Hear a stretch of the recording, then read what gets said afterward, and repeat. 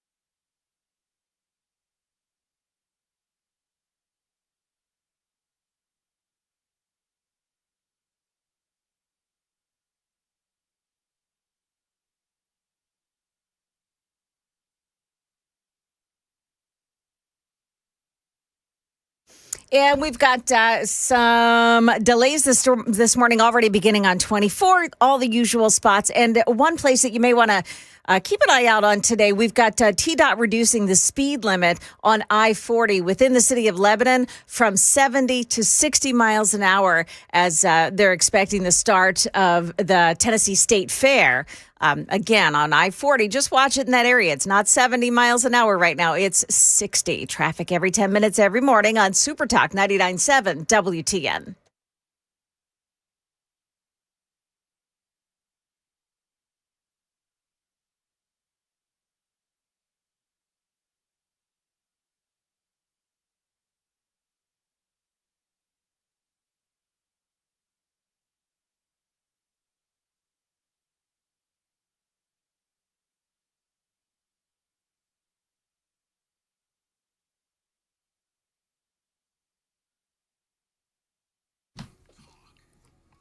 .506, Nashville's Morning News on SuperTalk 99.7 WTN. Good morning to your friends. Hope you are doing well.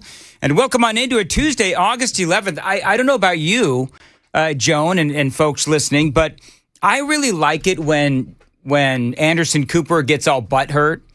I don't know if you saw this, but on CNN, this was last night, where he was just beside himself that the Secret Service and President Trump did everything that they could do to avoid an assassination attempt by Iran. I don't understand, the TDS of some of these people, and I'm going to get into the whole story. Joan told the story there at the top of the hour with the news. It's interesting, though, the things that the TDSers will get so upset over. I mean, he was like, oh, my gosh, Anderson Cooper. Oh, the deception of the Trump administration, right? Calling it deception. I don't understand get that.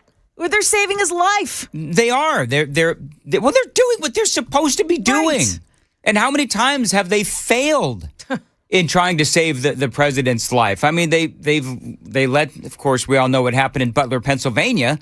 So, I mean, it's kind of refreshing to see the Secret Service actually doing something to save the president's life and really, some thinking ahead as to what the challenges are when the president was in Turkey. This was a big story. CNN actually leading with this story. Their headline is Washington Post, Trump moved to secret plane amid Iran threat.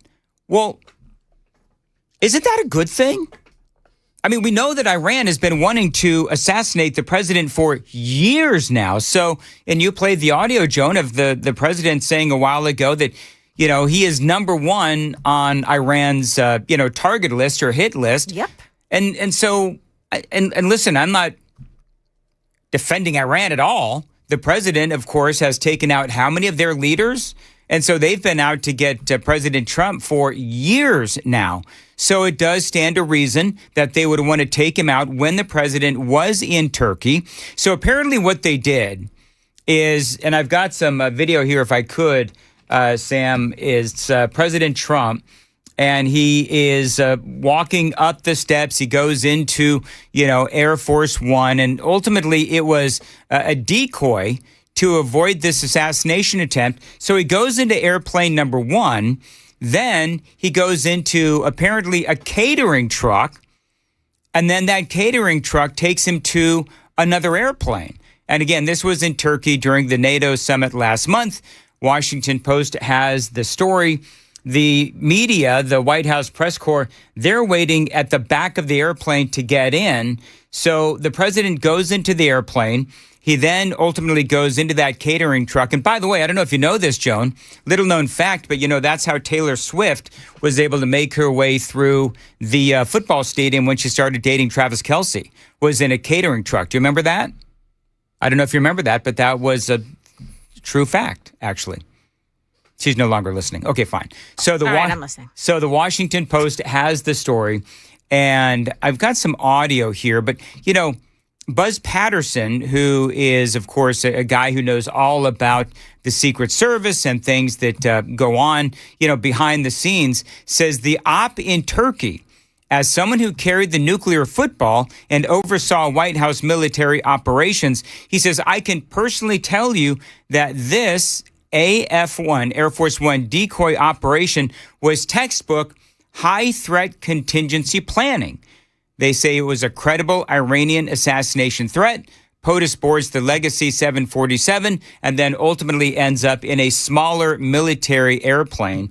So, again, it shows the president getting into Air Force One. Ultimately, then he got into this catering truck and off he went into the military airplane. It was. Do you know what the reporters are really bummed about? What's that? The whole problem with this is that they felt disrespected that they didn't know what was going on. Mm-hmm. Because they think they always need to know what's happening. Right. And secondly, they were left on the plane, on the decoy plane. So they feel like, if they were going to shoot down the plane, they were going to come after the reporters and President Trump dumped on them. Well, It would be so, okay, so, and I get why they would be a little upset about that because, okay, so if there is a credible threat, then Iran would have shot down the plane with all of the reporters. And I understand that. It's like you're damned if you do and you're damned if you don't, because had they moved all of those reporters, then Iran would have been tipped off. Yep, right? Absolutely. So they knew the job was dangerous, especially when it was President Trump. And so each and every one of those reporters knew the job was dangerous when they took it, especially going into a place like Turkey. Yes. So Caitlin Collins was on with a very befuddled Anderson Cooper last night, talking about all of this. And this is part of what she had to say. Is there any precedent for this kind of deception? I mean, it's remarkable because even when the president goes to war zones before, which, Trump himself has done, the reporters who are traveling with him are sworn to secrecy, but they know where they're going. But, looking back on this and in that moment, it was so odd when the president said that they were sending the new Air Force One ahead so troops could tour. I mean, it was ridiculous. Right. Explanation. And when they were so angry over the reporting, this prompted an entire leak investigation where they subpoenaed reporters who reported on the security threat. One conversation I had with the White House was it's pretty obvious something happened because the president didn't fly on this new plane that he's been touting for months. But what this speaks to is one, the seriousness of the threat that they got when it came to this Iranian threat against the president's life. And two, the levels that they were willing to go to put the president in a catering truck and to deceive the reporters who were on board and even some White House staff, according to the Post, who thought the president was on board that plane. The problem I have with because we all did kind of, remember that whole thing, Joan? We all knew that something had happened. Yeah. It was just like a quick blurb in the news, and then everybody kind of sort of moved on until the Washington Post and their analysis last night, yesterday, this morning, whenever it was released. But you know what? The problem that I have with the story this morning is that now enemy nations know exactly what the protocol is. Yes. If you're in, in a nation like Turkey and there are threats everywhere around you, now they know to look for the catering truck. Yep. Right? So that's a problem. Now, again, I see why some people are angry and upset about all of this, online. You got a lot of people, because, the TDSers, they hate everything that Donald Trump does. But how dare he try to save his own life? How dare he? And let's also not forget, Iran has also threatened Barron and Melania and basically the entire Trump family. So for me, number one, I have zero problem with what the president did. I have a big problem with the Washington Post. The New York Times did some reporting on this as well, because what they've now done is they have reported on the protocol. And so that leaves perhaps future presidents in danger. It is 5:15. Got a little bit more on this. It is Nashville's Morning News for your Tuesday, August 11th. By the way, would love for you to take the Daily Dan poll. You can watch us on YouTube, Facebook, 997 WTN.com, Rumble, X, and all the other places. Rundle's a new one. Is it? I'm sitting here trying to think of a joke that I could make fun of myself for calling Rundle. Rundle's what the elves watch inside the Keebler tree. Is that what it is? Yeah. Okay, very good. Anyway, how did you frame the Daily Dan poll today, Sam? Do you agree with the new vaccine schedule from RFK and Trump? I gave 3 options: yes, no, and we'll see if autism goes down first, with yes leading 52% of the vote, and we'll see if autism goes down first with 29% now. All right, very good. I know that one person who's all for it, and that is one Joan Jones. So we will talk about that at some point this morning as well. Very, very big deal for Maha. Got a lot more straight ahead. It is now 5:16. Time to check the roads on WTN.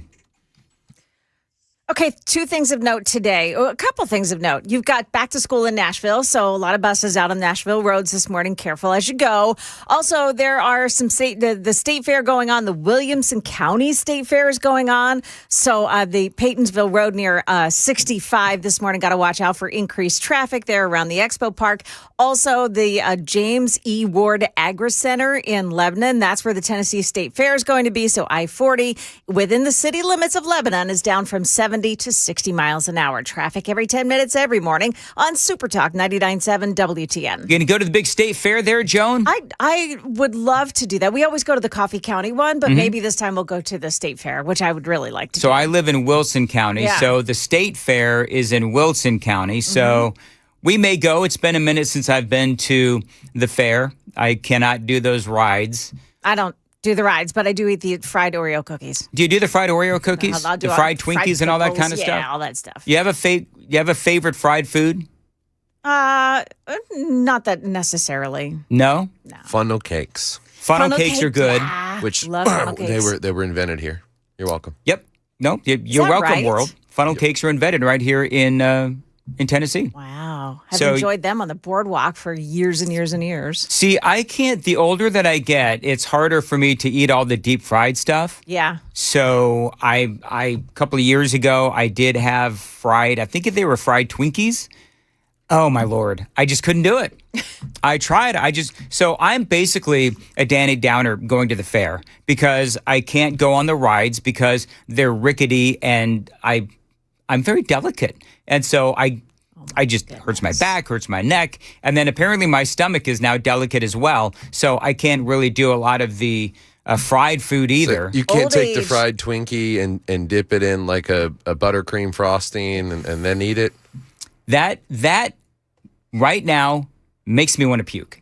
I'm just telling you, I can't eat that stuff anymore. I don't know why that is. Maybe I've suddenly turned Maha. Oh, maybe. There's a burger that they I want to say it's the Ohio State Fair that they serve where the buns are donuts. Yeah. I'm sorry, man. I just can't. You know what? I might be able to take one bite. With bacon and cheese on it. That is like a heart attack in a bun. No. In a donut. What'd you say? In a donut. In a donut. Whatever. Anyway, listen, so I'm more than willing to take Amy and the Youngling. They want to go to the fair.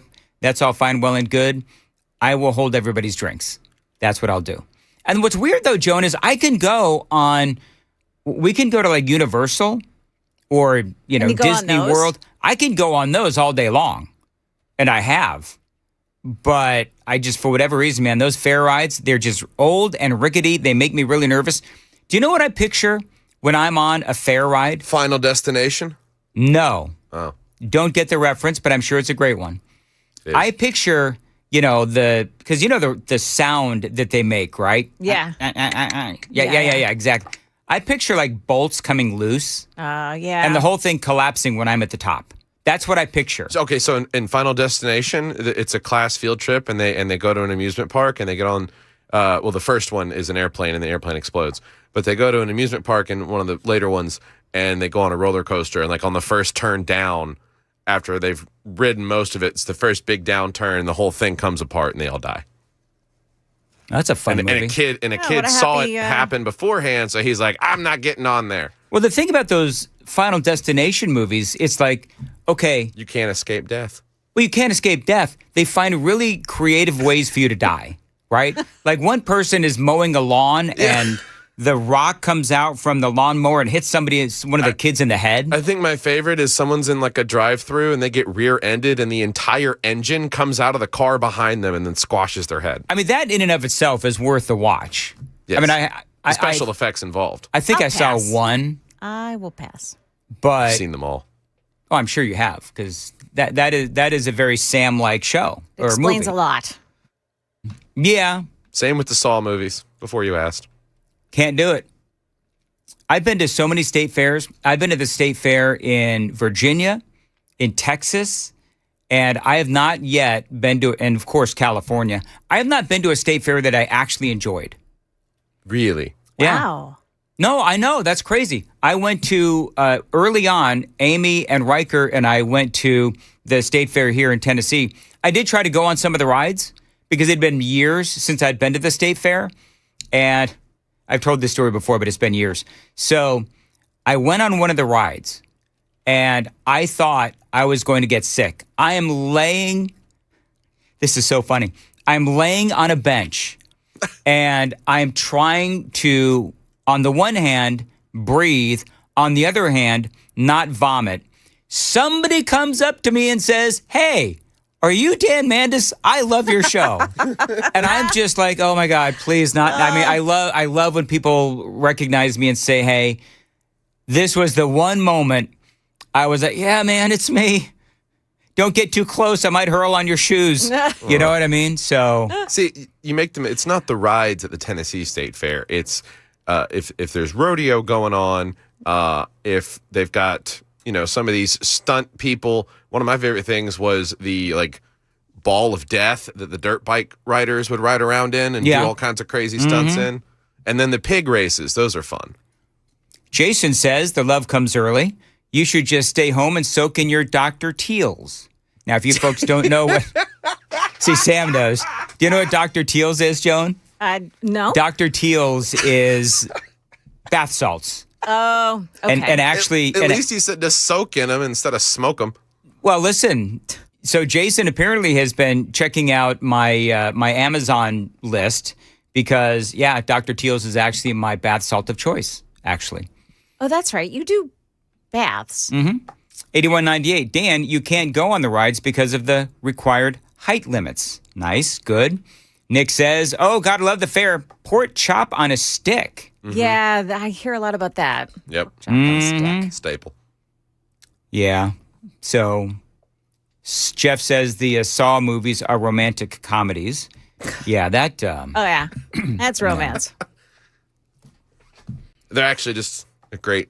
I'm thinking when I want to, allegory. Joan, when I want to set the mood, I put on Texas Chainsaw Massacre. Oh, yeah. That's what I do in my house. Thought you dressed up like the puppet from Saw and rode a tricycle into the bedroom and said, "Do you want to play a game?" Nope. Oddly enough, Sam, never have done that. I've actually never seen any of the Saw movies. We know that Joan is not one for those kinds of horror flicks. No. I'm but not one either. time my husband and I, we went out for a date night where we were like, oh, let's go watch something really great. We went to see Saving Private Ryan. And afterward, we were like, we can't even go out for a drink after this. It was so heavy. That opening D-Day scene just gets you.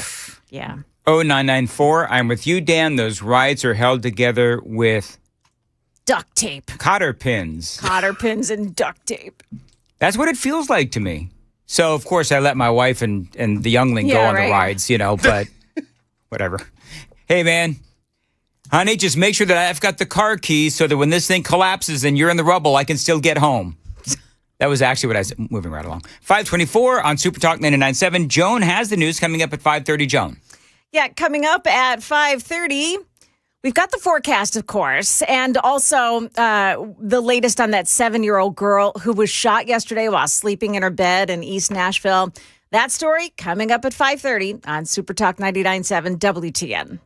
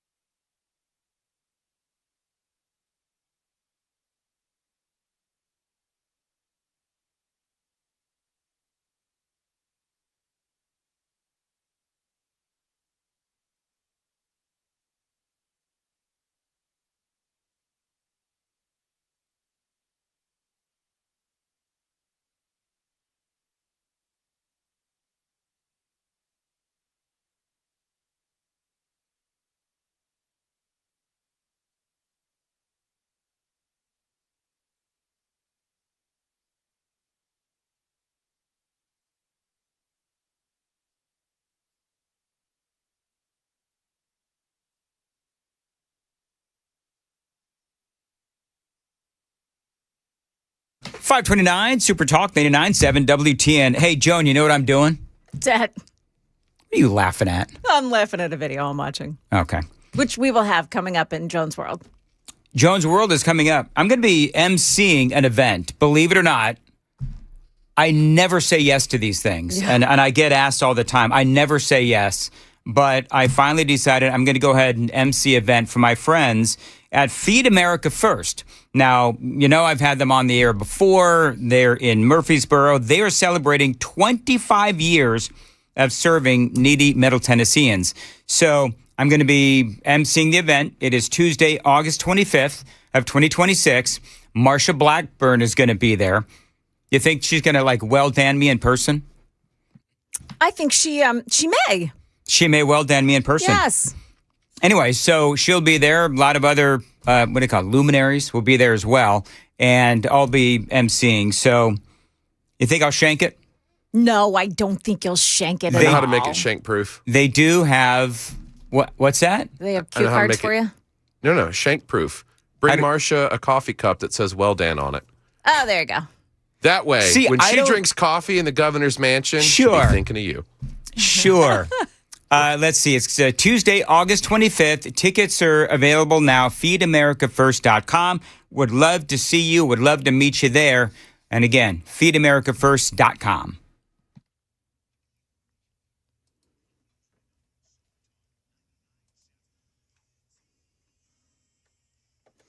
Good morning. It is 5:30, and I'm Joan Jones with your top stories. It's going to be a hot one today. Sunshine, 96 degrees, and there's a heat advisory for most of the Middle Tennessee area. Our heat index will go near 110 today, and we should look for some afternoon pop-up thunderstorms or showers. That is possible.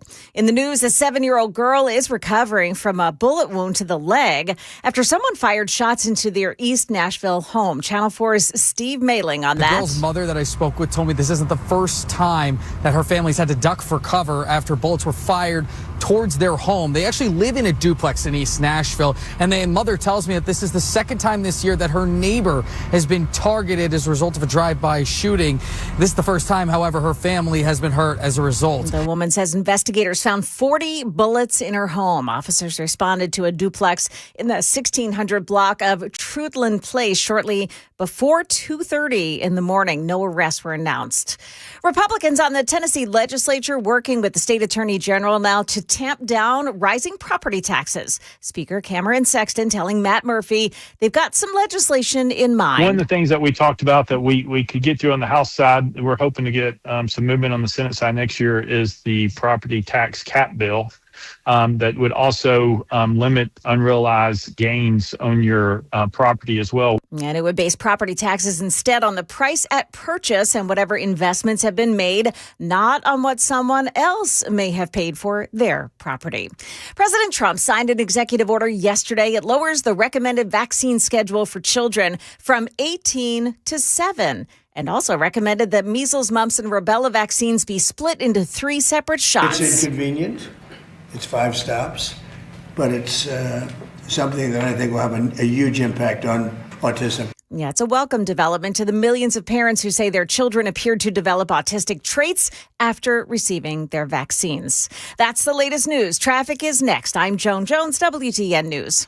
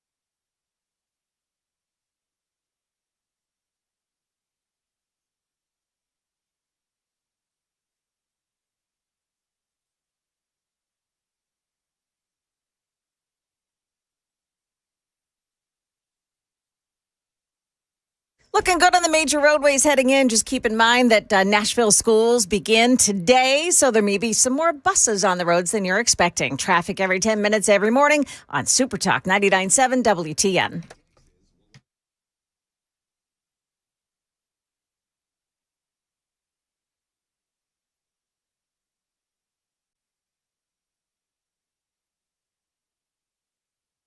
.537 Nashville's Morning News on SuperTalk 99.7 WTN. Good morning to your friends. Heat advisory. Heck of a first day of school for Davidson County, right? For Nashville schools. Nashville schools. Yeah. So, yeah. Same thing. Maybe, First day of school. Thank you, Sam. Joan's getting all technical with me. Is Davidson County Yeah, it's Nashville. fully encompassed? I mean, is only Nashville in Davidson County? Yes. Okay. As far as school districts go and stuff, yeah. Okay. So, do they have they must have air conditioning in those schools, right? They do. And it's really funny, at least when I was in high school here, the worse off your average grades were, the more funding you got. So you had the nicer AC units that were reliable and kicked on and didn't drip through the cardboard ceiling onto students in the classrooms. All of your magnet schools and stuff at the time I attended had ceiling tiles falling on students. So sunny today, 96, going to feel like 110, and pop-up storms possible. So, yeah, terrible time to start school. And it one of gets those worse days. as the week goes on. Does it really? Yeah. What's the hottest day? I think on Saturday or Sunday, it could be 98, closing in on 100.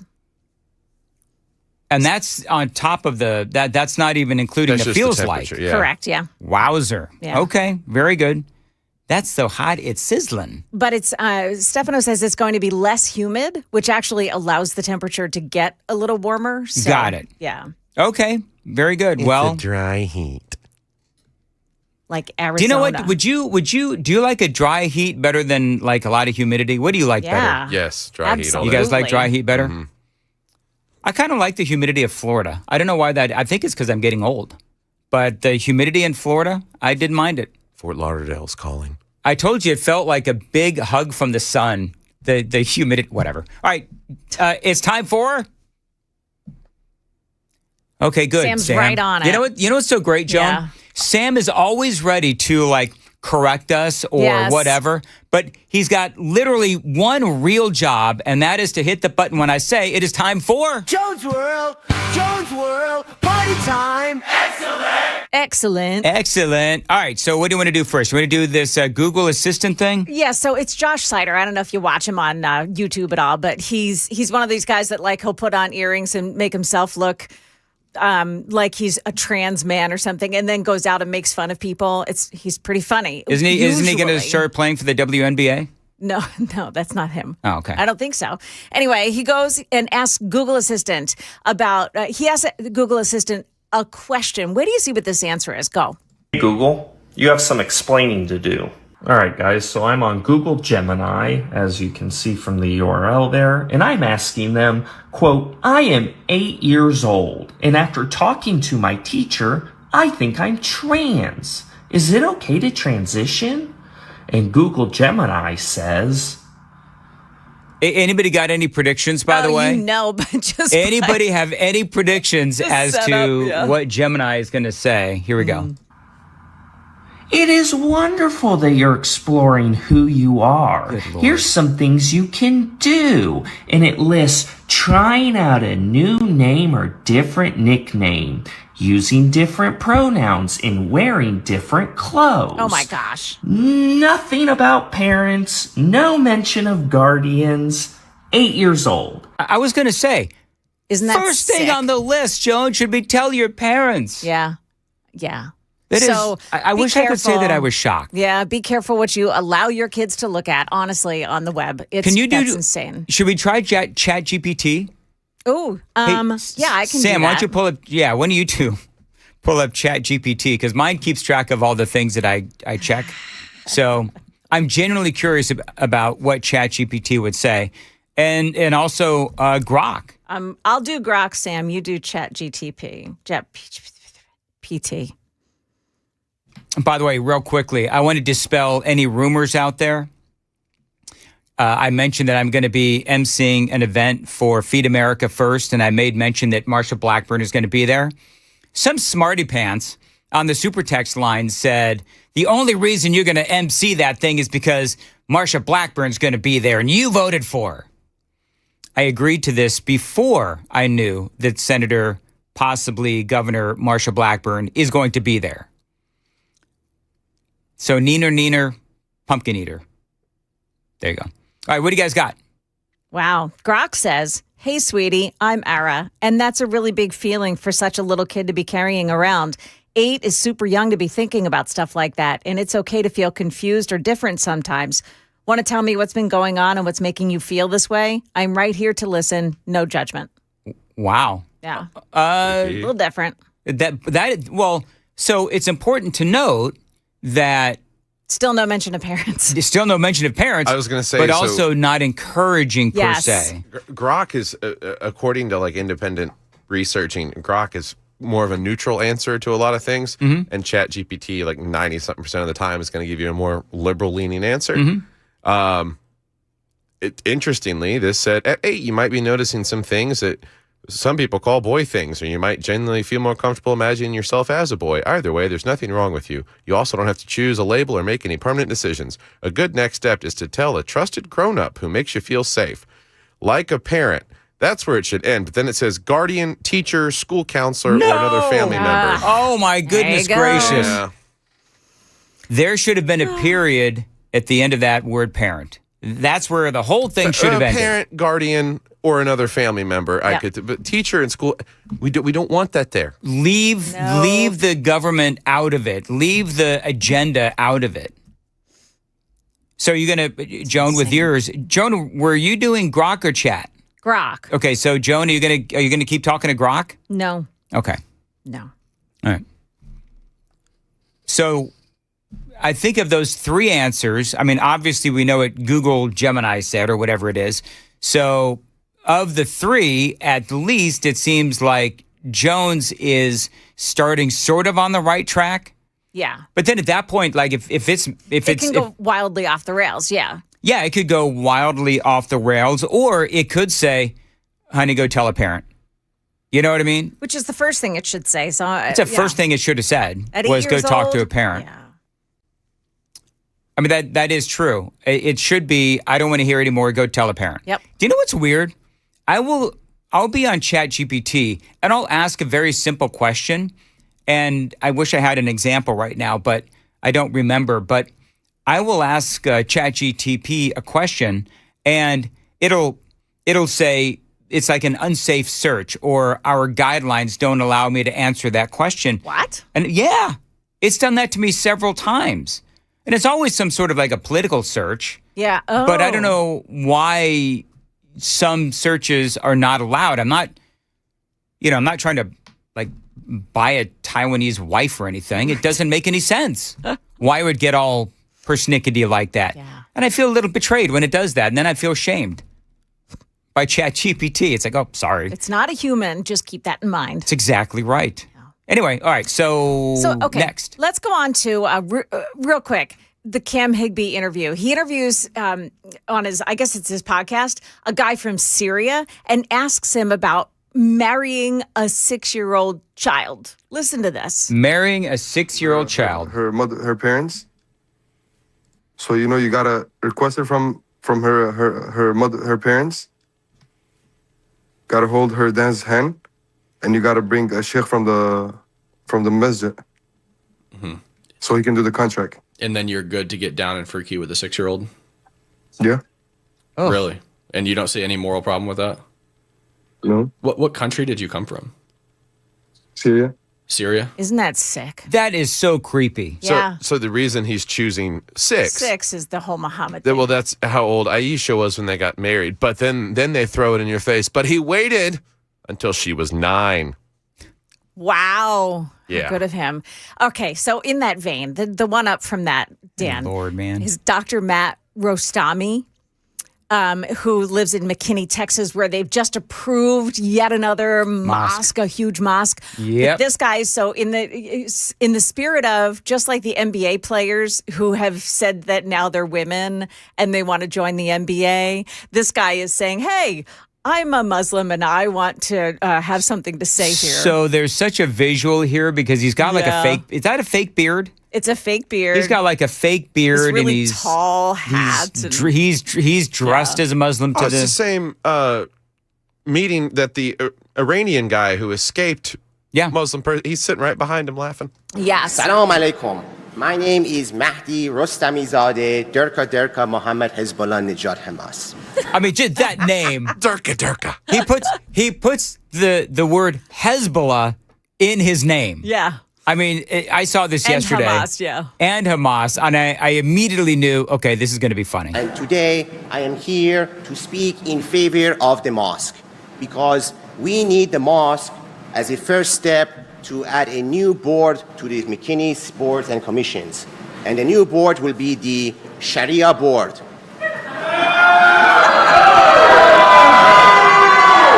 So people are like freaking out. I don't think that they're in on the joke. Yeah, I don't think they understand. That was my first thought was either they're not in on the joke, or that is part of what is going on in McKinney, Texas. Maybe that is part of the real narrative that's going on is if they build this massive mosque in McKinney, I don't know how big it's going to be, but if they do that, then they do get a place on this local board. Hold on. You haven't seen? You have not even? Do I get to reclaim my time or do they really boo me? Okay. So the Sharia board will have new implemented Sharia law rules through the mosque. So number one, we will have dress code. So all women that are overweight and obese will have to wear burqa. Get your 10,000 steps a day, low carbs. You can figure it out. Oh my God. Number two, it also applies to the men. All men who are balding will have to wear turbans. Hold on. Okay, I'm good. So yes. So clearly I can't go to McKinney, Texas because I'd have to wear a turban. You'd have to wear a turban. According to this guy. The rule will stand. And once we have implemented that, we will change the United States Constitution with this mosque. Okay. Yeah. Is there more? Or is that it? No, that's really. He said that they changed the Constitution to ban alcohol, which, of course, could never happen. So. No, that would never happen in America. No. Anyway, all right. Do we have time for one more? We have time for one more. Go. One more. Okay, so let's do the 13-year-old. I want to end on a good note. Okay. 13-year-old boy in Utah spent his summer building a wheelchair for a little girl. He built it. It was a 3D wheelchair, and this is the newscast. It's in Utah. It's a newscast about this little boy. A 13-year-old boy's summer of hard work to help a local family is paying off. Zach Waters from Lehigh spent hundreds of hours this summer 3D printing a custom pediatric wheelchair for a 20-month-old girl who needs one, but whose family can't afford it. When asked what inspired the project, Zach told us he got the idea from YouTube, seeing a chance to do a good deed while doing something he loves. I really wanted to do this because I just love helping people in need, and it combines my two favorite things in life, 3D printing and helping people in need. It makes me so happy to print it and see the smiles and how happy the family is that really need the wheelchair. Zach's grandmother is the one who told us about his story. She says his project shows what young people can accomplish when compassion meets determination. So cute and so smart at just 13. I feel like we could all learn something from him, right? Yes, you're never too young. And You know what I was doing at 13?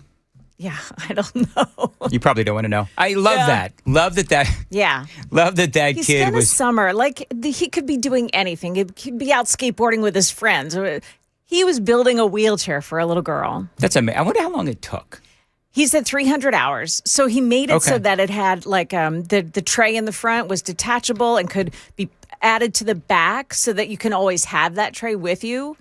And it had a cup holder. Can I ask this question though? Yeah. Like, if you can make a wheelchair with a 3D printer, then why are they so expensive, these wheelchairs? Why couldn't this family, I mean, if this family couldn't afford it, but you can literally make one from a 3D printer, then is this a case of like price gouging from the, I don't know, big wheelchair? It takes hours and hours and hours to make one from a 3D printer like that. Well, 300 hours. Plus, he's But I paying love for the that he did materials it. himself.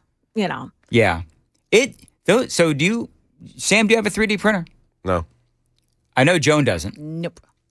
Riker does. Does he? Just something else for AI to hack when it takes over. Feel free to start rich shaming us, which is whatever. But we bought it because he wanted to build things. See, we try to get him things that will spur his brain. Yeah. You know what I mean? Sure. And so we love the fact that he made like a Titanic the other day.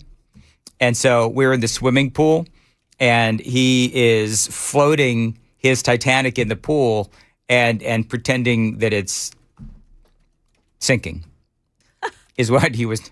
If those people could see how their story was told, maybe something years later, maybe too soon. Is it ever not too soon for a good Titanic joke? I'm sorry, whatever. I mean, no, after they make a movie about it, it's kind of okay. That's right. They made a movie about it. They both could have fit on the door. That's a whole thing. Did you know? Mythbusters did a whole thing on it. They did. Do you know about that, Sam? Did they? Do you know this whole thing, Joan? You ever see Titanic? And, yeah. And you have the woman, and then you have the guy. You know how long it's been since Joan's seen Titanic? How long? It's been 84 years. Oh, that's so funny. Ha ha ha. So, yeah. So nobody can figure out why it is that the guy Leonardo DiCaprio didn't also get on the door. Yeah. And she wasn't 25 or under. That's what I thought. So what was the? What did MythBusters say? They both would have floated on the door and been fine. Well, then what was the problem? Why? Because theatrics. It wasn't in the it was script. a movie. Well, look, it was a movie. So, I mean, I don't know how much of that was real anyway. I mean, we know the ship sank, but there were some historical Easter eggs throughout the film. Was there? Like there were definitely people behaving like that one rich dude that's like grabbing people's children. Like, I'm getting off this boat. Yeah. I guess, whatever. Anyway, I really don't care about this. It is 5:54. And the captain going down with the ship. Yes, while the band plays. Yeah, while the band plays. Did the captain actually go down with the ship? Well, yeah. He did? Okay. And then we know the band played. That was a big part of it. Mm-hmm. Okay. Anything else you'd like to say about this? It was all because people were opposed to central banking. I blame the Rockefellers. Okay. See, you know what, Joan? I should have ended it like 15 seconds ago. Absolutely. Don't ever It's let your me fault. again. Don't ever let me again say, is there anything else you'd like to say? All right. 5:55, 55:51 says, good morning from Coleman, Alabama. Oh. Good morning, Coleman, Yeah. Alabama. Joan's got the news coming up at 6. Joan. Yeah, there was a big earthquake in Colombia. We've got the latest on what's happening there from ABC News coming up at 6 on SuperTalk 99.7 WTN.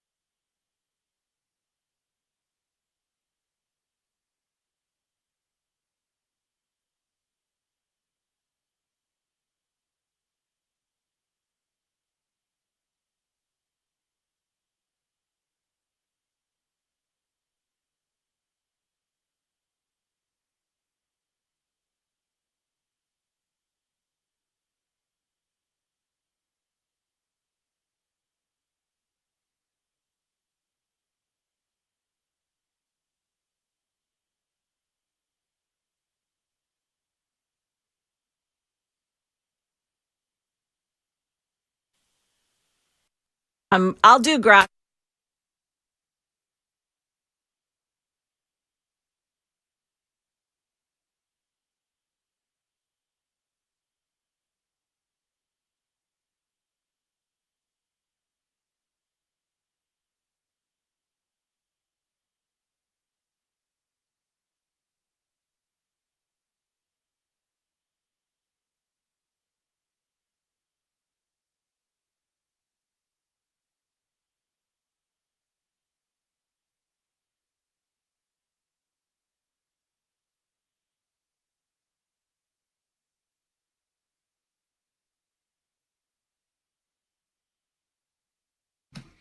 .559, Nashville's Morning News on SuperTalk 99.7 WTN, 615-737-9986. All right, coming up, got some political news. We've got the Democrats dissing the DSA. We've got President Trump's executive order on vaccines. Go ahead and take the Daily Dan poll right now. Watch us on YouTube. Watch us on Facebook, Rumble, 997WTN.com. You can listen to us anywhere via the iHeartRadio app, the WTN app as well. And you can listen to the downloads and the podcasts. And we're just, anytime you want to hear Nashville's Morning News, you can. But I prefer YouTube. And how did we frame the Daily Dan poll today? It's all about the vaccines and if you support Donald Trump's new vaccine schedule. Yeah, do you agree with the new vaccine schedule from RFK and Trump? I give three choices, yes, no, and we'll see if autism goes down first, with yes leading with 61% of the vote. 0198, you'll love this, Joan. Yeah. 0198. Good morning from Sucksville, Dan. No, that's just you suckful. It's not a second S. Oh, is there not a second S? No. You Suckville. Okay, thank you. Much better. I feel so much better. Thank you, 0198. You know what? I love when people are creative in their insults or whatever. He's just having fun. He's just a good guy. 0198. Thank you. All right. Joan is coming up here on SuperTalk 99.7 WTN.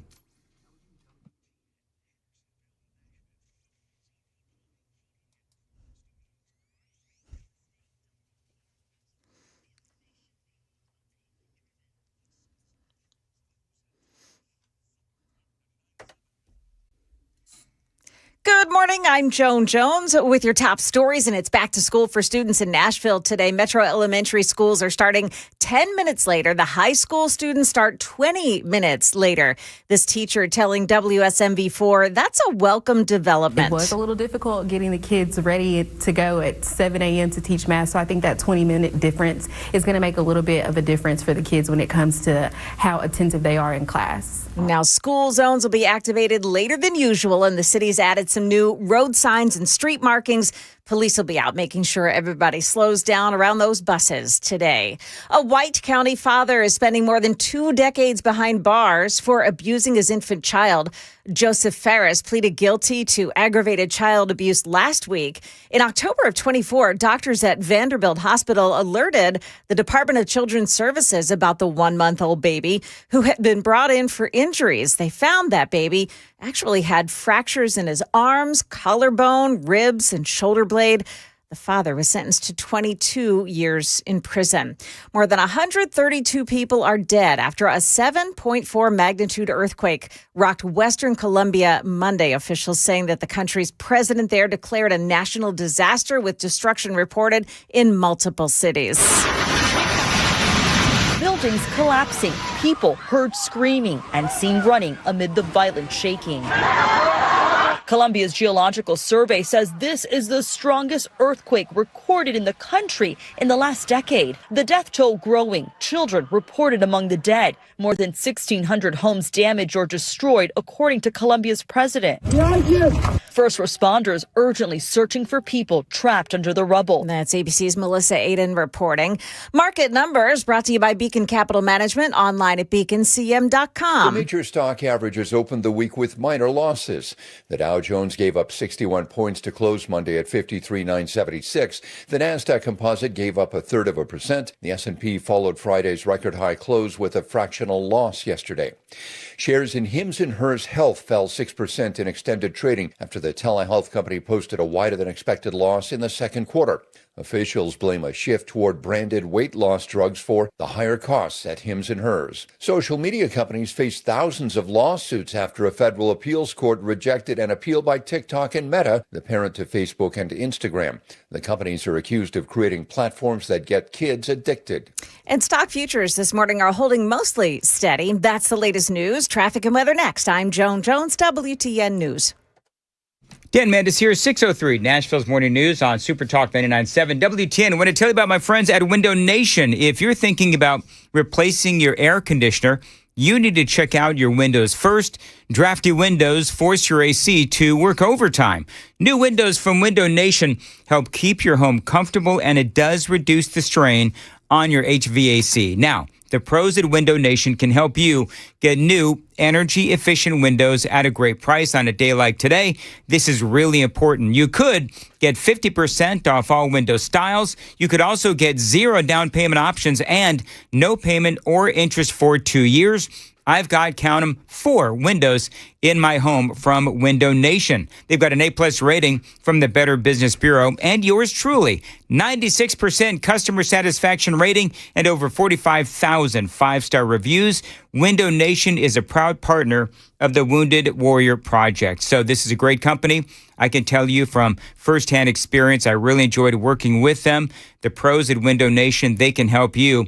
Remember the great deal going on here in the month of August. 50% off all window styles, and you could get 0 down payment options and no payment or interest for 2 years. Find them online. As always, tell them Dan Mandis told you to reach out. It is windownation.com. Windownation.com.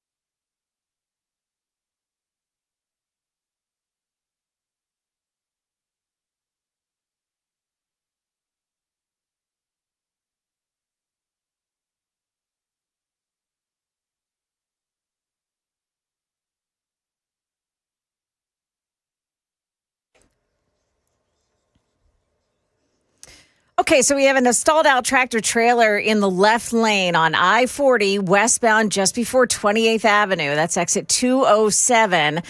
Looks like that may have actually hit the wall as well, so you can expect crews to be out there. That may take a while to clear that away. Westbound on 24 starting to slow down now in the Laverne area. Traffic every 10 minutes every morning on SuperTalk 99.7 WTN.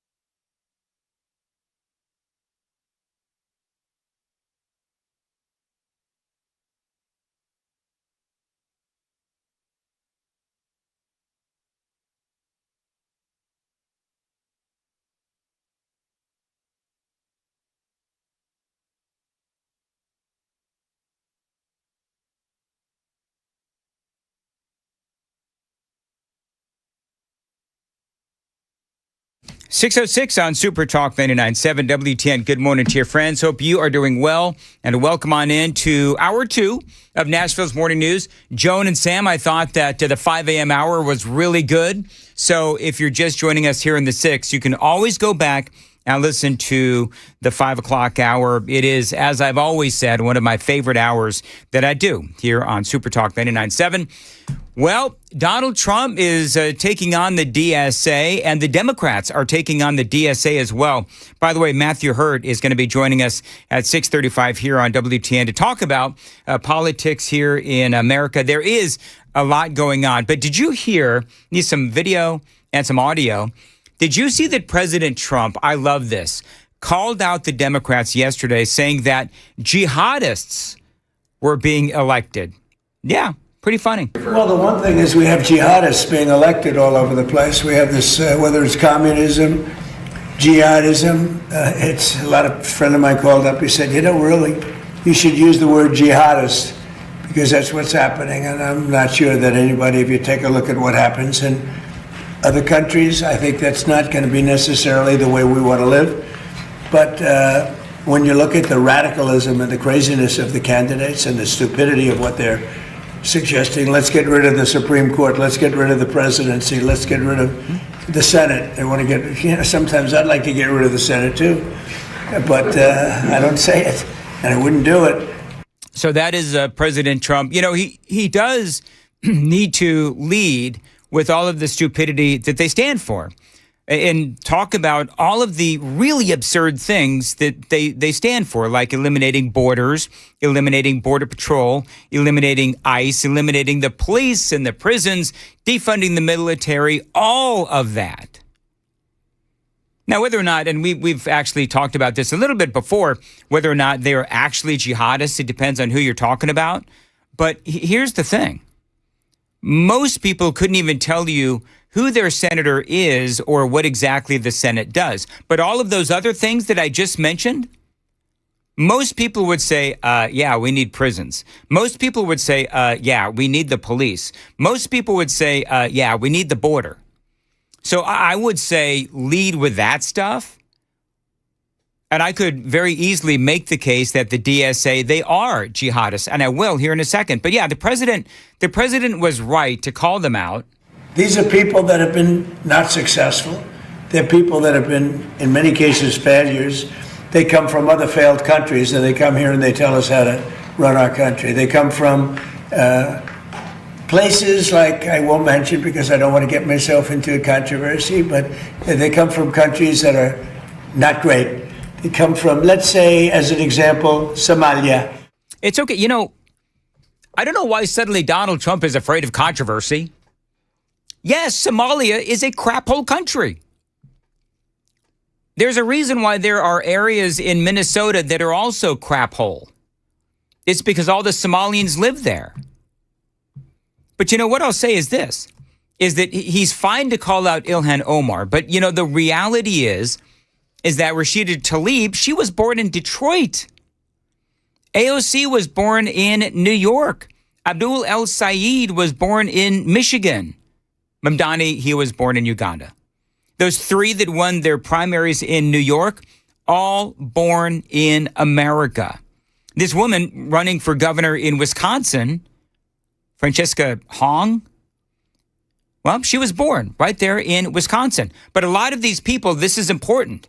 A lot of these people that I just mentioned, yes, born in America, but they had radical parents who came to America, hated America, hated the nation that accepted them and allows them tremendous opportunities. Doesn't matter. They hate America. And then they taught their kids to hate America. So now you have all these places. I love this. You have all these places like CNN, right? And they're freaking out because the president called these folks jihadists. This was on CNN as Republican strategist Mark Bednar. He says, you know what? We got to call it like it is. Well, where we are across the board, we have a lot of different descriptions, a lot of different policies for a lot of candidates who are still relatively unknown. So even take the ones in New York who kind of had those upsets within the House. But jihadists, is that helpful? But my point is that there are people who have been very critical of Israel, have been very sympathetic to causes like Hamas, who have won primaries, and that to elevate those voices and it's going to be important for Republicans to elevate those voices and actually kind of encapsulate them. Should Republicans be echoing that language? So I love this. The hand wringing. How many years did Democrats call Donald Trump Hitler? How long did the Democrats and the media, by the way, call Donald Trump's supporters Nazis? I've been called the Nazi many, many, many, many times. And so I'm sorry, but I'm not going to get all, upset because Donald Trump is calling the Democrat Socialists of America jihadists. I mean, whatever.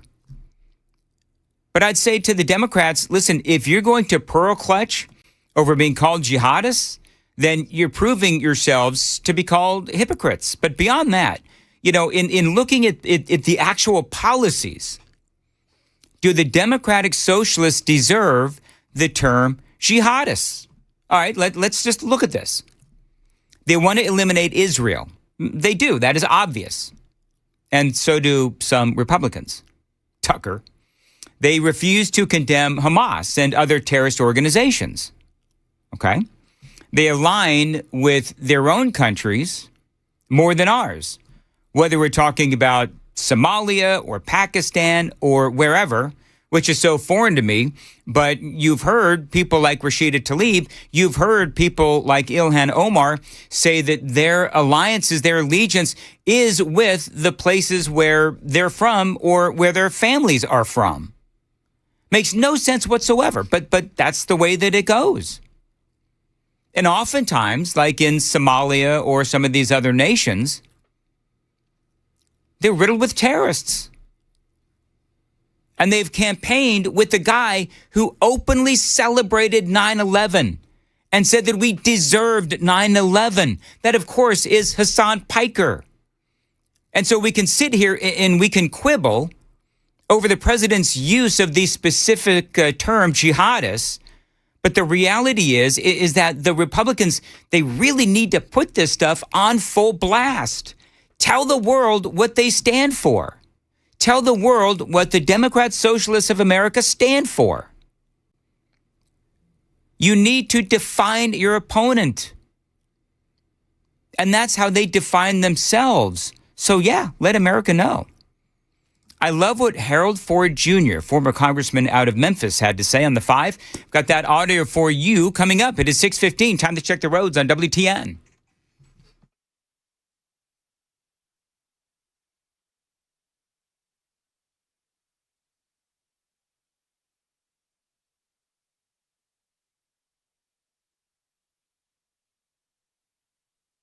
As far as your weather goes, it's going to be hot today. Heat advisory, sunny, 96, and it's going to feel like 110. Pop-up storms possible as well. So Harold Ford Jr., of course, again, he used to be a congressman out of Memphis for 10 years. He's now on the 5 on Fox News. He is a Democrat, and he's calling out his own party. Listen to this. He's calling out his own party as lacking substance. Listen. There are no legislative outcomes to point to. There are no legislative accomplishments to point to. You've been there all these years. What is it that you support? Do you support no taxes for the bottom 50%? We can debate that. They only pay 3% of the taxes. Say how you're going to incentivize more people to work. Say how you don't want tariffs because they're driving up the cost of groceries in your district, driving up the cost of things that people need most across New York. Say that you're for affordable housing, and here's your plan to do it. We have an opportunity to win a majority in the House and the Senate, and all we're doing is performing. There's no substance. There are no answers. I mean, he's right. I mean, I've got a piece of audio coming up where they had the co-chair of the DSA, and she was asked, I don't know if you saw this, she was literally asked the question, what do you mean when you talk about, taxing millionaires and taxing billionaires, and how exactly do you plan on doing that? She had no substance. She actually said, that's a good question. As opposed to, saying, well, we need to, use more enforcement. We got to tax unrealized gains. We've got to just all of the things that, she could have said, but she chose not to. She actually had no specifics to how they want to tax the millionaires. And it was like, if you're the chairman of the DSA, shouldn't you have some specifics? But she didn't. And do you know why that is? Do you know why they have no substance? Because they know that they're losing on the issues. That is clear. They're proudly declaring their support for all of these, 80-20 issues on the losing end. They're in the 20 or the 10%. That's why, as Harold Ford said, that's why they're not really getting into a lot of specifics, because they lose on the issues. Men on women's sports teams and all of the insane stuff that I just mentioned a few minutes ago with the open borders and the no prisons, no police, defunding the military. Nobody except the radical left or the Democrats support that. And here's the thing. The Republicans are having far more substantive debates with each other. And the Democrats are just, performing on the other side with their nose rings and blue hair. By the way, so what are we debating amongst the Republican Party? Support for Israel. Do we need to pull that back? Substantive conversation, relevant conversation that we're having within our own party. Iran and the war. And at what point do we just declare victory and bail? And by the way, when I use the term victory, I'll put it in air quotes because we need to wrap this up and wrap it up quick. President Trump's tariffs, have they been good or bad for the economy? That is a conversation that is happening on our side of the aisle. How far do we need to go with ICE and mass deportation? These are all things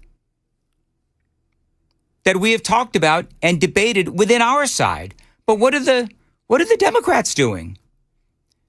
Instead of having substantive and rational conversations like we've been having, they're talking about abolishing prisons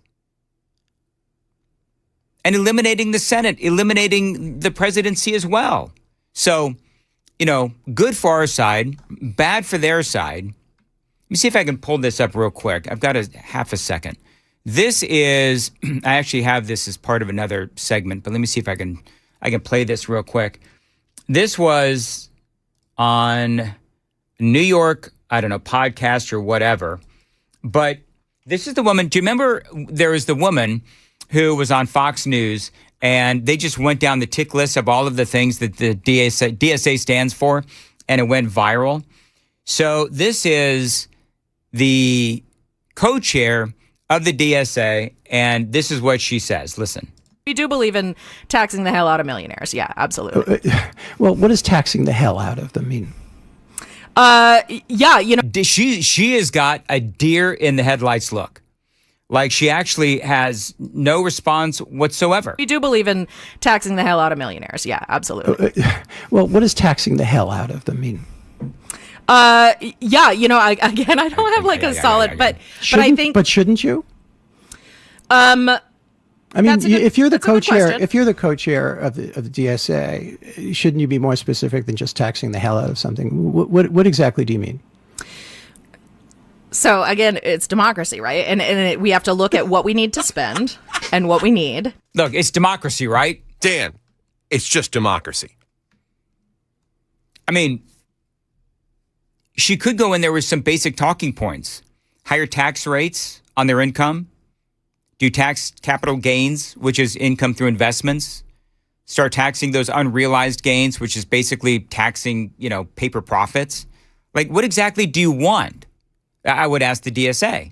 I mean, at the very least, have something substantive so people can talk about it and debate the merits of your argument instead of just, eat the rich or tax the rich. You know what I mean? It's funny. And she of course has red glasses, so she's just. Oh, that's how you know it's really just a smokescreen for communism, right? They don't have an actual plan as to how they're going to tax people and redistribute the wealth. So eventually they just want people to not have any wealth and to have the state control all business. That's exactly right.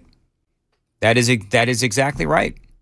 But I think part of it is you do have people within the DSA who, and people who are socialist in nature, who want communism, where they don't understand the economics part of it. They don't understand capitalism. They don't understand how wealth is built because perhaps they've never tried to actually build wealth or accomplish anything in their lives. And so it's just a lot easier to have, bumper sticker sayings like tax the rich or tax the hell out of the millionaires. It's a lot easier to say that and say, yeah, for our side than to have a substantive conversation. That's exactly what Harold Ford was talking about.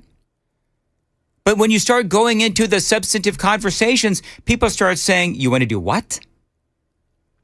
What is it you want to do? And by the way, when you start talking about, how, the rich don't pay their fair share, the reality is the rich pay a ton of money. In 2023, Fox News did this thing yesterday, just real quick. In 2023, the top 1% paid $823 billion, or 38.4% of the federal income taxes paid in 2023. The top 5% paid 59.3% of all income taxes paid in 2023. The top 10% paid 70.5% of all income taxes in the year 2023. So, I wrote down the biggest political lies ever, right? The biggest political lies. If you like your doctor, you can keep your doctor. The border is secure. Joe Biden, sharp as a tack. And the rich don't pay their fair share.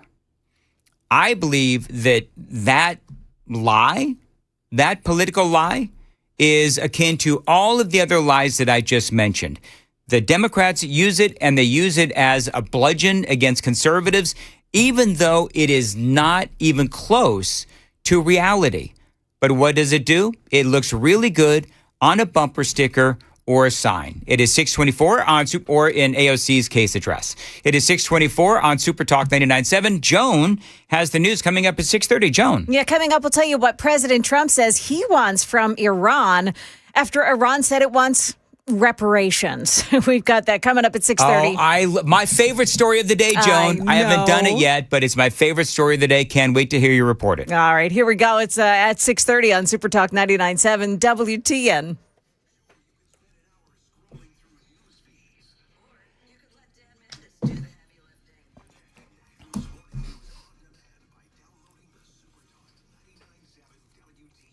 $625 on SuperTalk 99.7. Whether we're talking about waterproofing, concrete leveling, or foundation repair, my friends at USS, they are the best here in Tennessee. Now, these types of issues, again, waterproofing, concrete leveling, foundation repair, these types of issues, they don't get better over time. Matter of fact, they get worse without the proper fix. You know that. USS knows that, and they are here to help you. Now, they've helped me over the years with my foundation. I can tell you from personal experience that they treated me right. Communication was outstanding. The work was excellent. And customer service was top notch. Now, these folks at USS, they've been helping Middle Tennesseans for a long time because they do it right and they'll treat you right. And by the way, right now, if you don't have the money to fix what you need to have fixed, well, guess what? They can help you with special financing for a limited time, and only from USS, United Structural Systems, you get a 10% discount when you pay in full. Or you have another option. Fix it now, pay it later with 18 months, no payment, no interest, courtesy of USS. Or you can choose the 36 months, no interest with low payment option for qualified homeowners. Great options for a limited time only from United Structural Systems. So call them, 615-488-7855. Get the work done that you need. 615-488-7855. Tell them Dan told you to reach out, USSTN.com. Times are tough. Absolutely, I agree. Now, if you need a new truck or a minivan, maybe an SUV, Mid-10 Ford, they can help you out with great selection, terrific pricing as well. Mid-10 Ford, they've been around for 56 years, since 1969, helping people get the vehicle that is right for them. They can help you save $1,000 or more on select Ford trucks. They also offer special financing as well if you need it. Now, Mid-10 Ford, I like to say that they're a one-stop shop. You can buy your vehicle there at Mid-10 Ford. You can get it serviced. They have a body shop as well. So you want a brand new or a pre-owned vehicle, you can check out all of the great deals at their website, mid10fordtrucks.com. That's mid10fordtrucks.com. They offer low-pressure sales, maximum customer service if you show up at their business, 1319 Foster Avenue. This is a family-owned business going back 4 generations. So, yeah, they do know how to treat customers. So let them help you get into your next vehicle. Again, low-pressure sales, maximum customer service. Find them online, mid10fordtrucks.com. That's mid10fordtrucks.com. Let their family take care of your family.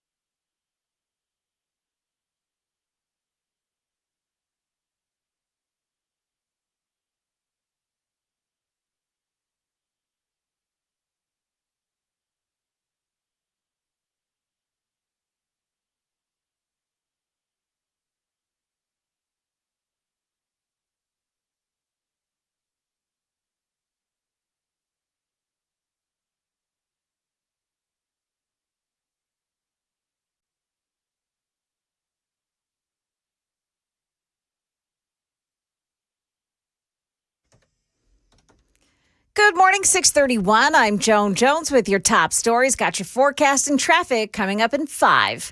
In Rutherford County, schools are still short on some bus drivers. John Coleman Elementary in Smyrna and Siegel High School in Murfreesboro say they're still hiring, even after bus driver pay got a hike. Danielle Ledbetter on Channel 4. The district approved 2 new pay tiers, $25 to $35 an hour with benefits, or $25 to $38 an hour without benefits. The district says it is communicating with parents of students who don't have a bus driver yet.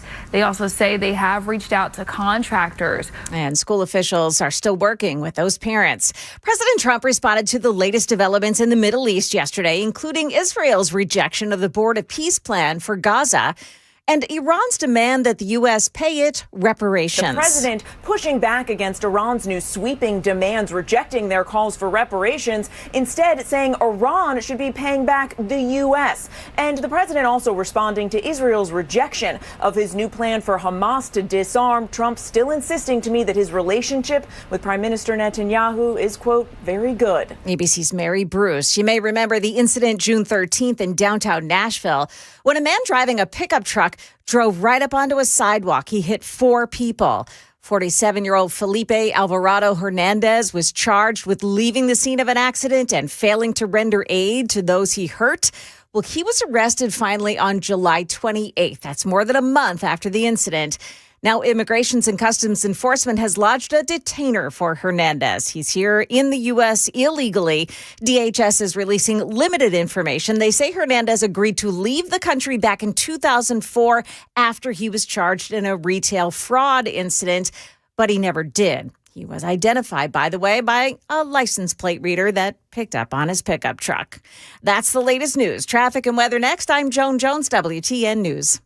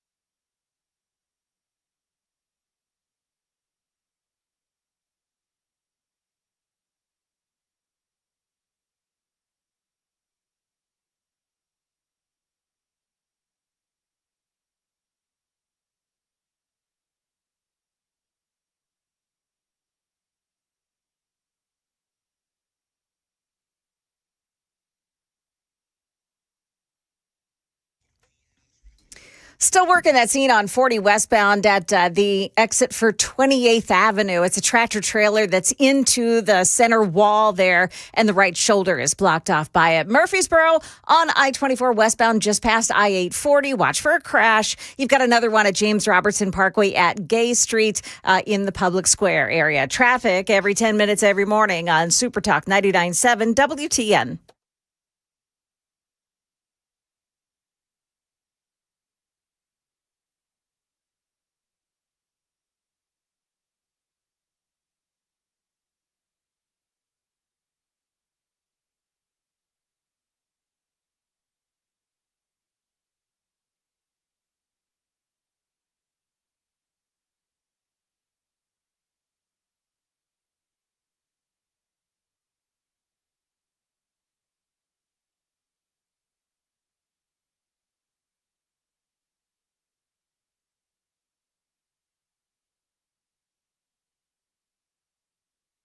.638 Nashville's Morning News on SuperTalk 99.7 WTN. I want to welcome on into the program Matthew Hurt, grassroots political analyst. Matthew, always great to have you on. This is a fascinating headline. Why Republicans might be rooting for socialist Francesca Hong in the Wisconsin primary. Now, it makes sense to me why Republicans would be rooting for this Democrat socialist. But, talk about the dynamic between Republicans, the moderate Democrats, and the Democrat Socialists of America, because I think the more that they take center stage, the DSA, the more that they take center stage, perhaps the better for the Republican Party. Well, Dan, there are two factors at play here, and there are a number of states with primaries today. Wisconsin is one of them, Connecticut, Minnesota, and a couple of other states. But Wisconsin is where everyone is going to be paying attention. So we look at what the Republicans have going on nationally, and you and I have talked about this for a number of months. We've struggled with messaging. There's some issues happening in Washington that voters are not particularly enthusiastic about. And so it gives Republicans, it causes Republicans to struggle going into the general election as these primaries wrap up near the end of this month. The other thing that is happening, and we are seeing poll shifts in Republicans' favor, is these DSA candidates who are winning primaries, and oh my goodness, their platform is absolutely insane. Abolishing the Senate, making the president subservient to the House, all of these ridiculous things that the DSA, which is a third party, but is playing in these Democratic primaries. Their candidates are winning, and they have the most radical far-left platform. So what you have playing out in Wisconsin is a situation where Francesca Hong is, not only does she have a wacky portfolio of beliefs, she has a history of wacky tweets, and she looks absolutely ridiculous in these interviews. She thinks she's at a DSA meeting arguing between her and her fellow socialists when she's talking to reporters. So she absolutely comes off as crazy. She even has, Dan, and I hesitate to criticize a female politician, but she's got the crazy eyes. She does have the crazy eyes. I noticed that too. For most voters, this is going to be a turnoff, and Republicans are going to seize on her history of wild tweets. She wanted to abolish Thanksgiving and Halloween and all of these crazy things that people who only tune into politics in the last 6 weeks of an election are going to say, you know what? I like to take my kids trick-or-treating. I'm going to vote for the Republican, which looks like it's going to be Tom Tiffany, who is a respected political figure in Wisconsin. And so, yes, Republicans hope that she comes out of this primary, and it looks like she's going to, because now Republicans have something to run against. Yep. And in the struggle of running for something, this year's worth of issues in Washington, D.C., they're certainly running against the DSA, and that seems to be shifting some of the poll numbers. Well, one of the things, I know that you sometimes will listen to the previous segment, so that before you're on, I did a segment on basically a lack of substance within the DSA. And, you do have people that are actually Democrats that are saying there's no real substance there. And the reason why they can't argue the actual policy issues is because they're on the wrong end of this 80-20, 90-10 issues. Yes. On these issues, what you want to try to find is 3 or 4 or 5 big issues that Americans, 80% of Americans support. When President Trump ran in 2024, he had these issues. Fighting the left, even immigration. 80% of Americans agree that illegal immigration is out of control. Now, I think in practice, when President Trump started doing some things on the ground with immigration that caused people to think about the issue, although still a majority of Americans support that. And these DSA candidates are playing in the 4 to 5% of the issues where they are the only ones who agree. It's really, it's sort of like watching I'm a small L libertarian. I voted for Ron Paul in 2012. It's watching Libertarian Party people who absolutely do not want to win elections play in a general election space. So it's fun to see their side engage in it as well.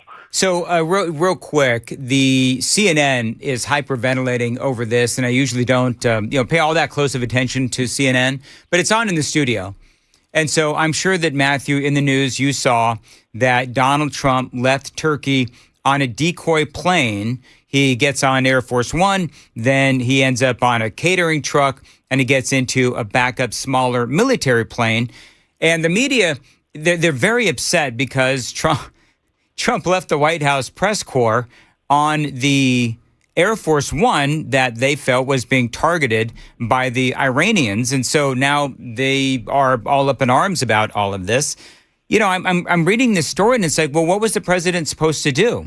He could have left them all in Turkey and given them, flights on, I don't know, whatever, American Airlines or whatever. But the Iranians certainly would have noticed if all of these press reporters, the White House press corps, would have gotten on the plane with him. So I don't know what it is that they wanted the president to do. They knew the job was dangerous when they took it, though, right? I caught this headline. I haven't read much into it, but I think your reasoning is absolutely right. If the president snuck out on a truck into another plane, everything else had to look the same. Yep. Otherwise, whoever is surveilling the Air Force One and radioing back to Iran, okay, this is the time, it would obviously make them think twice or think the president isn't on the plane. And so, I hesitate to wade into those level of security conversations, but if you've got an individual on a plane of X number of people and that individual is the threat, it makes sense to remove or the target, and it makes sense to remove the target from that atmosphere and figure out what to do next. Bottom line, the president, they've got to do the Secret Service. It is their job to take care of the president and protect the president's life. This was a very well executed decoy, and I think that they did a great job. Now, coming up next, AOC, what is the future of AOC and her possibly fertilized eggs? We're going to talk about that straight ahead. Time to check the roads on WTN.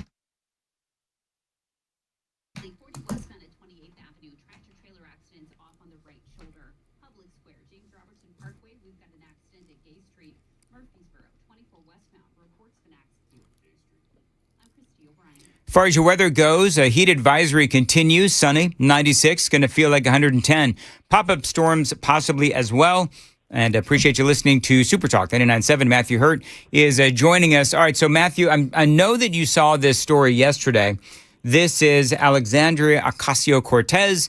She is on with Jonathan Karl talking about her presidential aspirations. The abolished prisons, abolished police, which is also positions that have been taken by a lot of the progressive candidates who have won. Mm-hmm. How do you get around that? Yeah. Those are not positions that are supported by Right. I think that a lot of these races, even right now, they'll have a tendency to be nationalized. Yeah. But these races ultimately are local, and all politics are local. My understanding is that that Francesca Hong has made clear her present stances to her electorate. Yeah, she's moved away from a lot of that. Right, she's moved away from it. And I have a local city councilman that has this saying, woke one was crazy. Well, so, I mean, she says that woke one is crazy, trying to distance themselves from, I don't know, whatever time period that they're talking about. But Matthew, you and I have just been talking about right now what the current crop of Democrats stand for. So I don't know, how can they distance themselves from what some of those Democrats have said in the past when what they're saying right now is just as horrendous? Well, and thinking about this through the lens of Alexandria Ocasio-Cortez's political future, she is a very popular far-left member of the House. Her fundraising is very good. The clearest path for her is probably through the United States Senate. Chuck Schumer is up in 2028. So that would be the clearest opportunity for her to run in a primary where she, where she would give the incumbent a run for his money. And so that would then elevate her profile even more. But these far left, there's a lot of time between now and 2028. And it depends on what happens in the midterms. You may get a crop of a dozen or so far-left members of the House who get elected this year, and all of a sudden that coalition gets stronger. And in 2028, with President Trump not on the ballot, which Republicans don't turn out and vote, so every presidential election, every single election is a different electorate. Yeah. And Republicans have seen there is trouble among people who voted for Donald Trump in 2016 or 2020 or 2024, or a combination of those, turning out in midterm elections. So the next test is in these midterms here in November, and if those Trump voters don't turn out, or they're not as interested, we're going to give ground to these far left candidates led by people like AOC, and that allows her to build more political power in the House. So there's some people that are saying that the reason why she did this whole thing on fertilizing her eggs, you know that, right? So she is now, I guess, fertilizing her eggs. She says that she wants options. Excuse me. She wants options, getting all choked up. She wants options to, have babies when she wants to have them. And she's, I guess, 36, 37, whatever it is. But there's a lot of people that are saying that the reason why she's doing this is because there's women out there, and I don't know this, maybe you have more insight than I do, but there are women out there who would not vote for a woman who has no kids because they can't relate to the challenges of everyday families and everyday mothers, right? So this is her trying to relate to the moms of America. She may not even really have any intention of having children ever, but this is more like a political maneuver.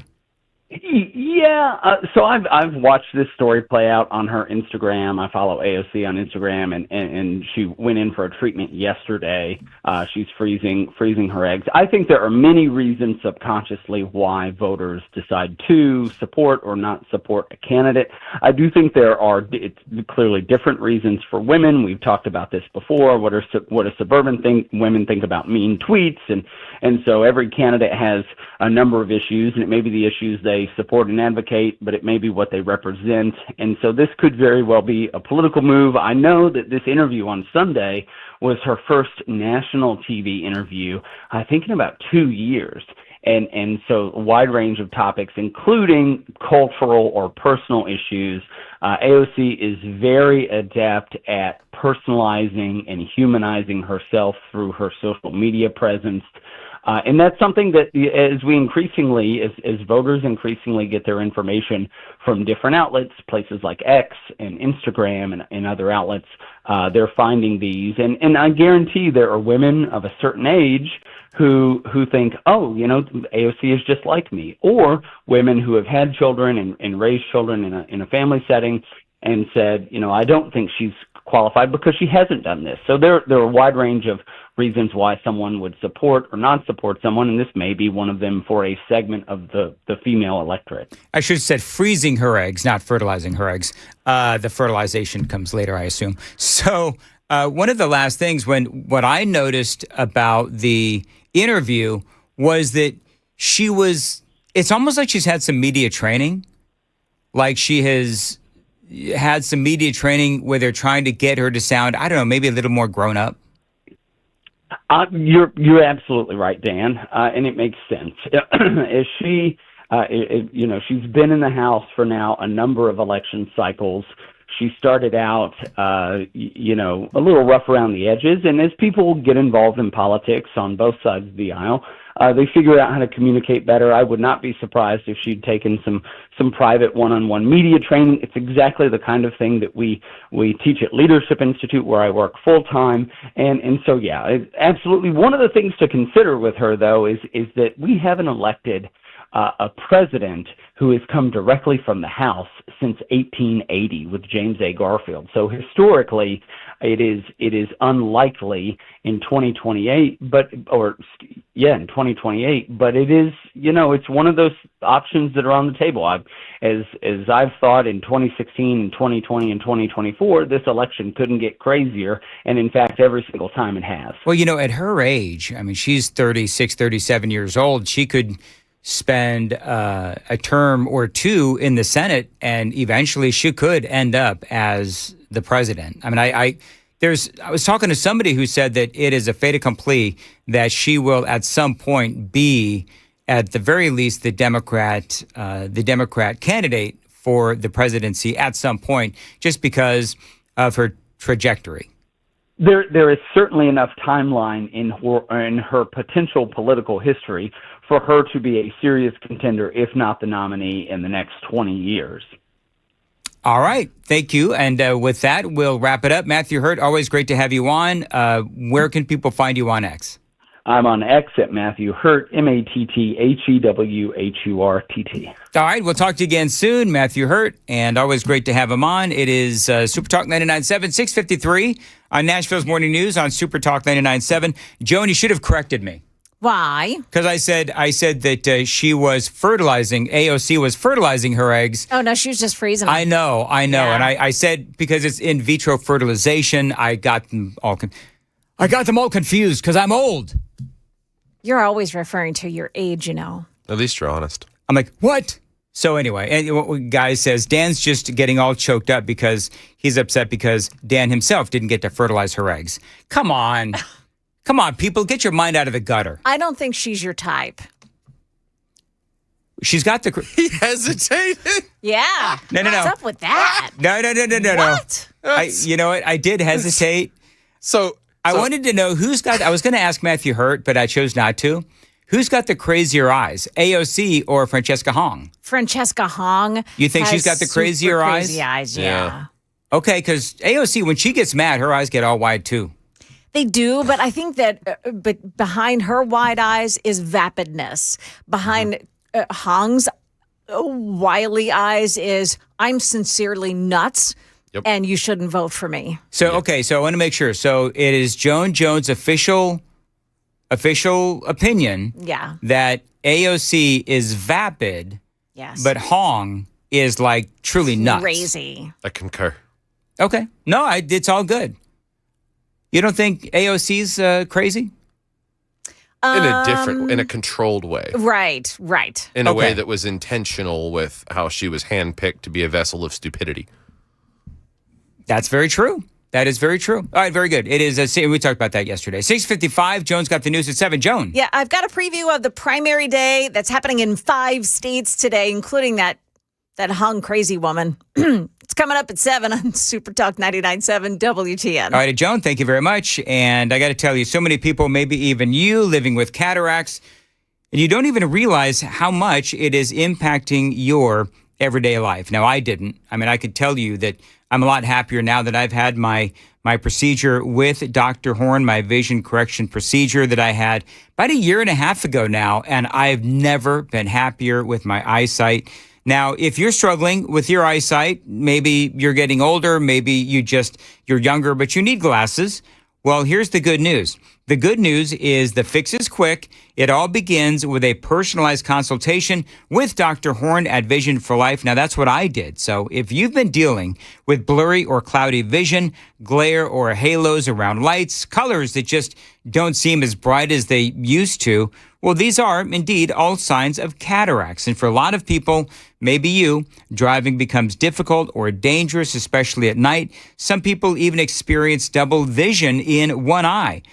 Now, if this all seems familiar to you, if this is what you have been dealing with, Well, you've got to check out my buddy, again, Dr. Jeff Horn at Vision for Life. Now, these days, cataract surgery is fast and painless. The results can be truly life-changing, so don't wait. Call them, 615-436-2020, 615-436-2020.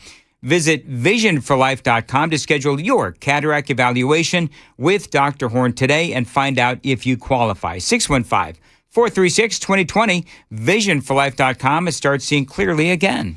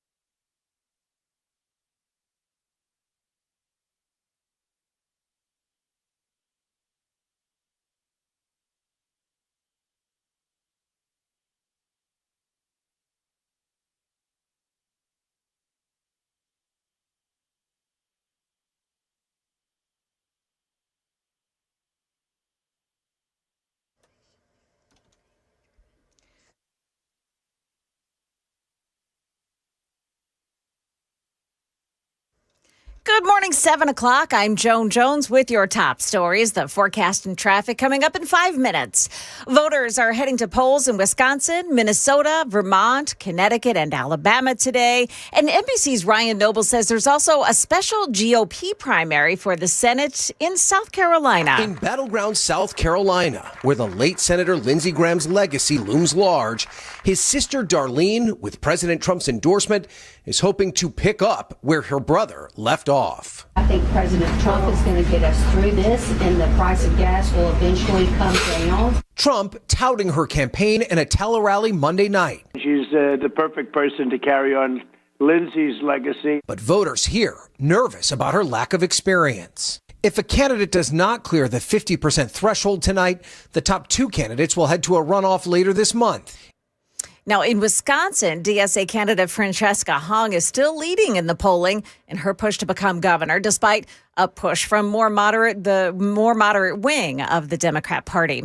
State lawmakers here in Tennessee are hoping to stop skyrocketing property taxes, and Speaker of the Tennessee House of Representatives Cameron Sexton says that proposed legislation would prevent property taxes based on unrealized gains, and he wants the governor to call a special legislative session. They would not be affected. Their property value would not go up because of someone else's ability to pay more than what they should for market price. And so that would be the way to do that. Also would be very beneficial for residential people. Now, speaking there on the Matt Murphy Show, Nashville Property Tax Coalition says more than 100 local businesses could fail within 2 years if nothing changes. President Trump reportedly outmaneuvered Iran in July when he departed from a NATO summit in Turkey.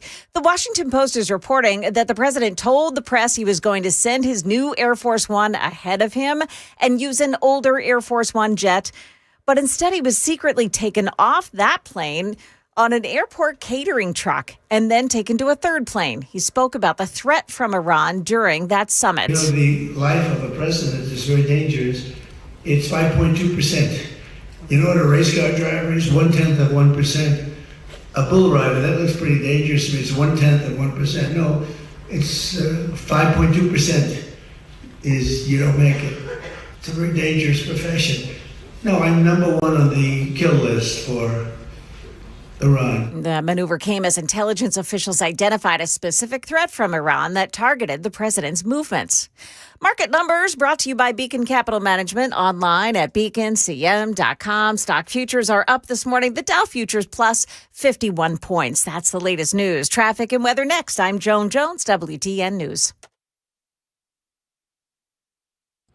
Hey, what's up, guys? It's Matt Murphy with SuperTalk 99.7 WTN, and this morning we are out and about at my house, my brand new house that I've been talking about on the radio, with Nate from USS. What's up, brother? How are you? I'm excellent. How about you? I'm doing well. Good. We invited Nate out. Now, obviously, when you're a new homeowner, especially when you buy a house that's got a few years on it, you don't know what you're dealing with in terms of foundation. And I know that Nate knows a lot more about what I don't see and what I don't know about than I do. So bring the experts out and get them to check out your house.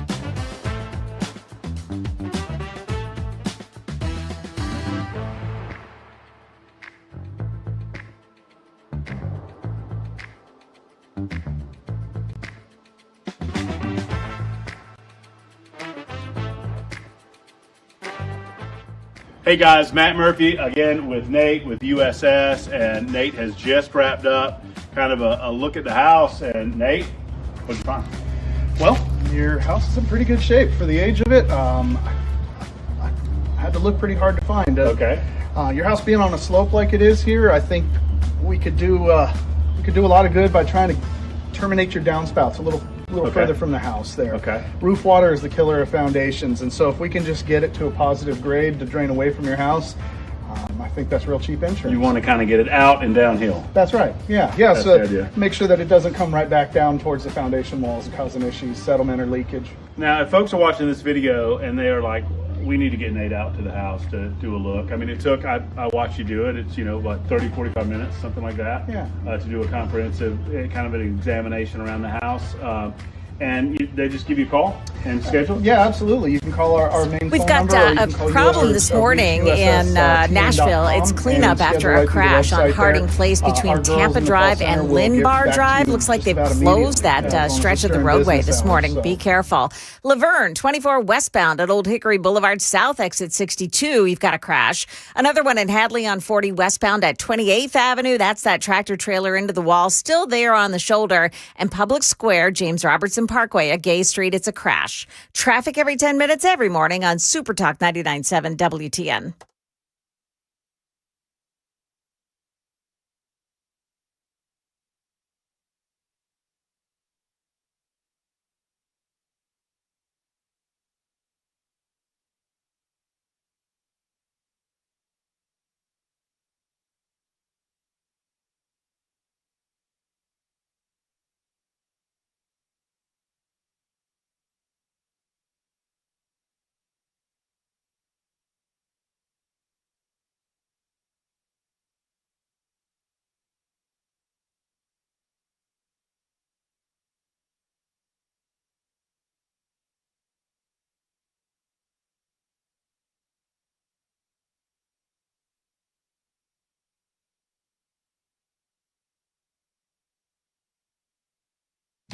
7:07, Nashville's Morning News on SuperTalk 99.7 WTN. Good morning to you, friends. And I know that, Joan, there's a lot of kids listening in the car right now on their way to school. First day of school. And they've got to be just miserable. They had to get up early. They had to actually, eat breakfast and brush their teeth and comb their hair and take a shower or a bath. I always loved the first day of school, but it is a first day of school for Nashville, Davidson County. Mm-hmm. And who was the other district? I think there was one more. Is there one more? Yeah, maybe not. I thought it feels so late to be starting school here on, number one, it's a Tuesday, which just feels weird anyway. So that's so weird. When I was a kid, and I grew up at the shore in New Jersey, we didn't go back until after Labor Day. Yeah. So this seems so weird that it's this early. It's really crazy. The coolest part about the first day of school, especially if you're starting like middle school or high school today, is finding out your mom has superpowers. She's able to grab you by the ankle and with one arm yank you from your bed to get you up. That's the thing. Is that how it went, Sam? Yeah. Well, here's the deal. It's going to be a great year for everybody, hopefully, and, good luck, parents. I think there's a lot of parents that are excited that the kids are going back to school just because, how many parents have heard, I'm bored, when your kids do that and you want to smack them upside the head? Can you feel it in the air? Yeah, it's right around the corner. Yeah, we got fall coming. Yeah. We got football this week. We do. I can't. Do you know why? Somebody asked me a question. All right, so somebody asked me this question, and I want your opinion. Then we're going to talk about the new vaccine schedule, Joan. Okay. So somebody asked me a question, though. Do I want to do Titans/Vols segments on Fridays and Mondays? Do I want to do football segments on Nashville's Morning News? Now, I did do it one year, and then I just frankly forgot that I did it the previous year, and I didn't do it again. But classic, Dan. I know. But, somebody said, why don't you do football segments? And, I like football. I don't like the Titans, but, I like the Vols, and I can do good interviews. So, I don't know. What do you think, Sam? Should I do football segments on, Friday and Monday, previewing football Sunday and then a post thing on Monday? If what do you think? I'll say this, if it can maintain your interest, because then you're passionate about it and you put your best foot forward. So, right. If the Titans start out strong, if there's some things within their game with this new coaching staff and basically top to bottom new organization, new colors, right? New logo, new mascot look, all of this stuff that's changing, be for it. And same with the Vols. We're kind of unknown if we're going to be caliber teams in respective leagues. So I don't want to make a commitment then everybody, sucks and I then have to bail out. Here's what I want to do. Hold on. You didn't ask me. Oh, I'm sorry, Joan. Go ahead. Absolutely not. There. Okay. Have my say. You know what I like? I like that, Sam, I love you, Sam, as usual, takes a minute and a half to answer. And then Joan with 2 words, absolutely not. Just, okay. Got it, Joan. I want to know what people think on the super text line. The thing that we can do differently that they can't really do across the hall. It's the culture aspect, right? That we saw the Europeans come over here. They're amazed by our stadiums. There's several matches played in some of these SEC stadiums and stuff. So there's a culture aspect where there's going to be some viral moments and stuff that we can talk about. So, but we can do those one-on-one without committing ourselves to 2 sports-related segments. See, clearly Sam is all for this. I don't want to. So I want to know what people on the super text line think. So let me know, 615-737-9986. Let me know. Should we do a couple of and what I would do, by the way, what I would do is I'd get, somebody from the sports station to come over and we can have, a good conversation about it. Something, I'll ask the questions and then the person would give all the analysis and all that kind of stuff. There's to tie this in, there's a comment now going viral from primary winner Abdul Saeed on how football is a masculine sport, often a toxically masculine sport. Did he really? Yeah. Why is that guy such a turd? While simultaneously posting a video of him in a black V-neck with an American flag cowboy hat on, dancing to what I think is country music. Look, I understand. Okay, what a weirdo. I understand that sometimes when I talk about bath salts and that kind of thing.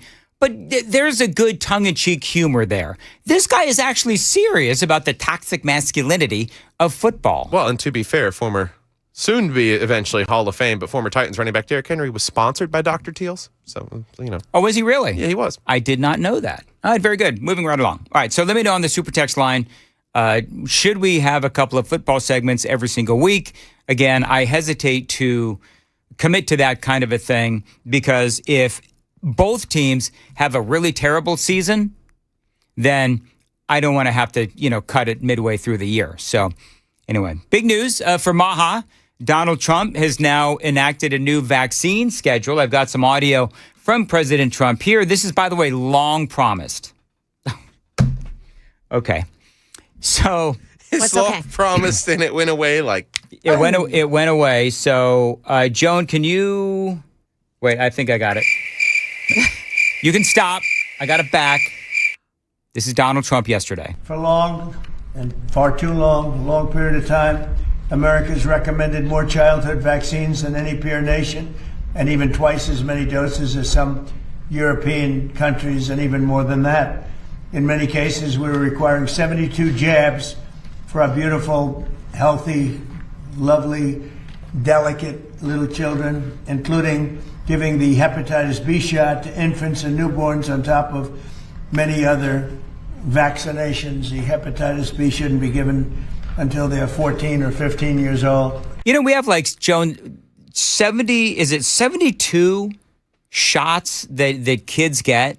Over the course of through the time that they're 18 years old. Yeah. And in other countries, they get people 11 to 18 is what I read. Yeah. So that's insane. It is. Now, the big one is the MMR has now is going to be, if all this goes as planned, is going to be separated. So the measles, mumps, rubella, that's the one that a lot of folks suspects causes autism.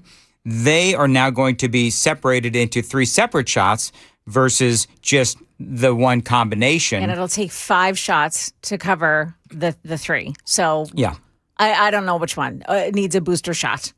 So one of the things that the president is looking to do, from what I can tell, is, and this is an executive order, is he is basically saying that we need to have these shots, but over some longer period of time, because, there are times when, I know this from my daughter, she took Lincoln in, and I think it was Lincoln or Jameson, one of the two. And there's a bunch of shots that they wanted to give him on one day. And she's like, my God, one shot is bad enough. And then there's a number of shots that they wanted to give him that day. And she basically put her foot down and said, no, I'll be back in a couple of weeks, or whatever the shots were for. But now the president is saying, among other things, reducing the vaccine schedule. And it depends on what shot we're talking about. Some we're giving the vaccine to kids really early, and now we're going to give it to them later on. And I think for the president, this is something that he's been talking about doing for a long time. RFK Jr. Led this. He absolutely led it. I've got a little bit more audio on this. Straight ahead, it is 7:15 on SuperTalk 99.7. Time to check the roads.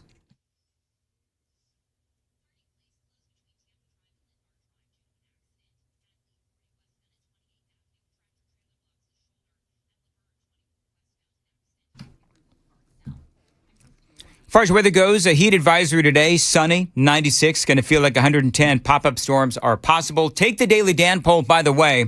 It's been going all morning long. Do you agree with the president's new vaccine executive order? And Sam, how did you word the Daily Dan poll on YouTube? Do you agree with the new vaccine schedule from RFK and Donald Trump? Yes, no, or we'll see if autism goes down first, with yes leading with 63% of the vote. All right, so a lot of people, and it's not surprising, this is a very Maha-friendly audience. Here's more from Donald Trump. They were given early. Effective immediately, my administration is recognizing gold standard childhood vaccine recommendations for only 11 core vaccinations against the most serious and dangerous diseases, along with the MMR, which hopefully will be split up. You have the MMR, we want it in 3 separate vaccinations, given at separate times. Together, there could be a possibility they're quite lethal, and separately, it looks like they are not at all lethal, but just very effective. Well, one of the things the president wants to do, some vaccines will be recommended only for high-risk kids, right? So if you're, it's kind of like, remember the whole thing with the COVID vaccine, right? So all of us healthy people were forced to get the COVID vaccine, and it was really the high-risk people that should have gotten the vaccine. So, you know, all of this makes complete sense to me. He's also directing the DOJ to examine state vaccine requirements that may conflict with religious liberty and parental rights, which is a huge part of the MAHA movement and the vaccine skeptics. I'm not going to call them anti-vaxxers. My friend Aaron, who passed away last year, I think it was. Yeah. I got all emotional with that. Remember that whole thing? I do. She was actually the one, Aaron was the one that red-pilled me on all this stuff. And so I understand this now a lot more than I did before about the passion of people who believe that the MMR vaccine was responsible for giving kids autism. So, I mean, this is something that a lot of people are in agreement with. There's a lot of anecdotal evidence of it just from parents who say, my child changed after getting the MMR vaccine. And so, there are parents, Joan, and there are parents that will say that the second their kid got the vaccine, the look on their kid's face changed. Yes. There are parents that have said that. It is anecdotal, and I mean, this is one of those where I can make the argument either way. Yeah. You know what I mean? So logically, you would say, okay, so what's the big deal about splitting up the vaccine? Like, well, we will know now. We will know for sure whether or not it's if it's one of the components of the MMR vaccine that's causing this. Couple things about that, though, because it's the preservative that's used for this particular type of vaccine that is thought to have some connection or is believed to have some connection, although every study, and you know, when you go online, you look and they'll tell you every study has said that this is not true. And the other part of it is that now that you're splitting up into 5 different vaccines, there's more of a chance that a parent won't get the child back. Like they'll forget, you know, they'll be busy that day and then they'll forget to take them back for their booster shot of this or that. So they're saying that you know, this could cause more harm than good. But we will get to finally figure out whether or not vaccines cause autism. So, and one of the things that I'm sure was in the modeling for this, Denmark, frequently cited as having the most minimalist routine childhood schedule among wealthy nations. It routinely covers about 10 diseases and does not routinely recommend vaccines for healthy children against RSV, rotavirus, varicella, Hep B, Hep A, influenza, or meningococcal meningitis. Other Nordic countries generally cover a little bit more. That's what it's being modeled after. Is essentially get the basics, and then everything else needs to be taken care of through herd immunity. Now, part of this, though, realize that schools can still implement their own vaccine mandates. So this is a big victory for homeschoolers, of course. Yeah. But the schools in the states can still ultimately do what it is that they want, which is why, at least to me, one of the most interesting parts about this whole thing is Trump directing the DOJ to examine state vaccine requirements that may conflict with religious liberty and parental rights, because I think that has been part of the discussion here that I find especially interesting. Separating measles, mumps, and rubella, I'm going to be really interested to see if those autism rates do end up going down. So what you expect then in 10 to 15 years is, I guess, the states with the most restrictions should have the highest autism rate. So if that's the theory, right? If that's what we're chasing on this dragon. So that'll be kind of interesting to see also how that reflects in, you know, standardized testing scores and overall, you know, there's the myth that rural counties in the South are some of the most uneducated areas out there. Couldn't be more false if you take into places like White County here in Tennessee that is actually top 25 in the nation in math and science. So it'll be kind of interesting to see how that all balances out statistically. So What are people saying on the super text line now? Go take the Daily Dan poll on YouTube. That vaccine Gardasil that they give to boys and girls for HPV. Why are you giving? And there must be a reason for that they have. But I mean, why are you giving a little kid a vaccine for HPV? So what they're saying is that they give it to them so that they don't develop HPV, which can give a woman vaginal. I'm not sure which one it is, Cervical but cancer? cervical cancer. Perhaps it's cervical.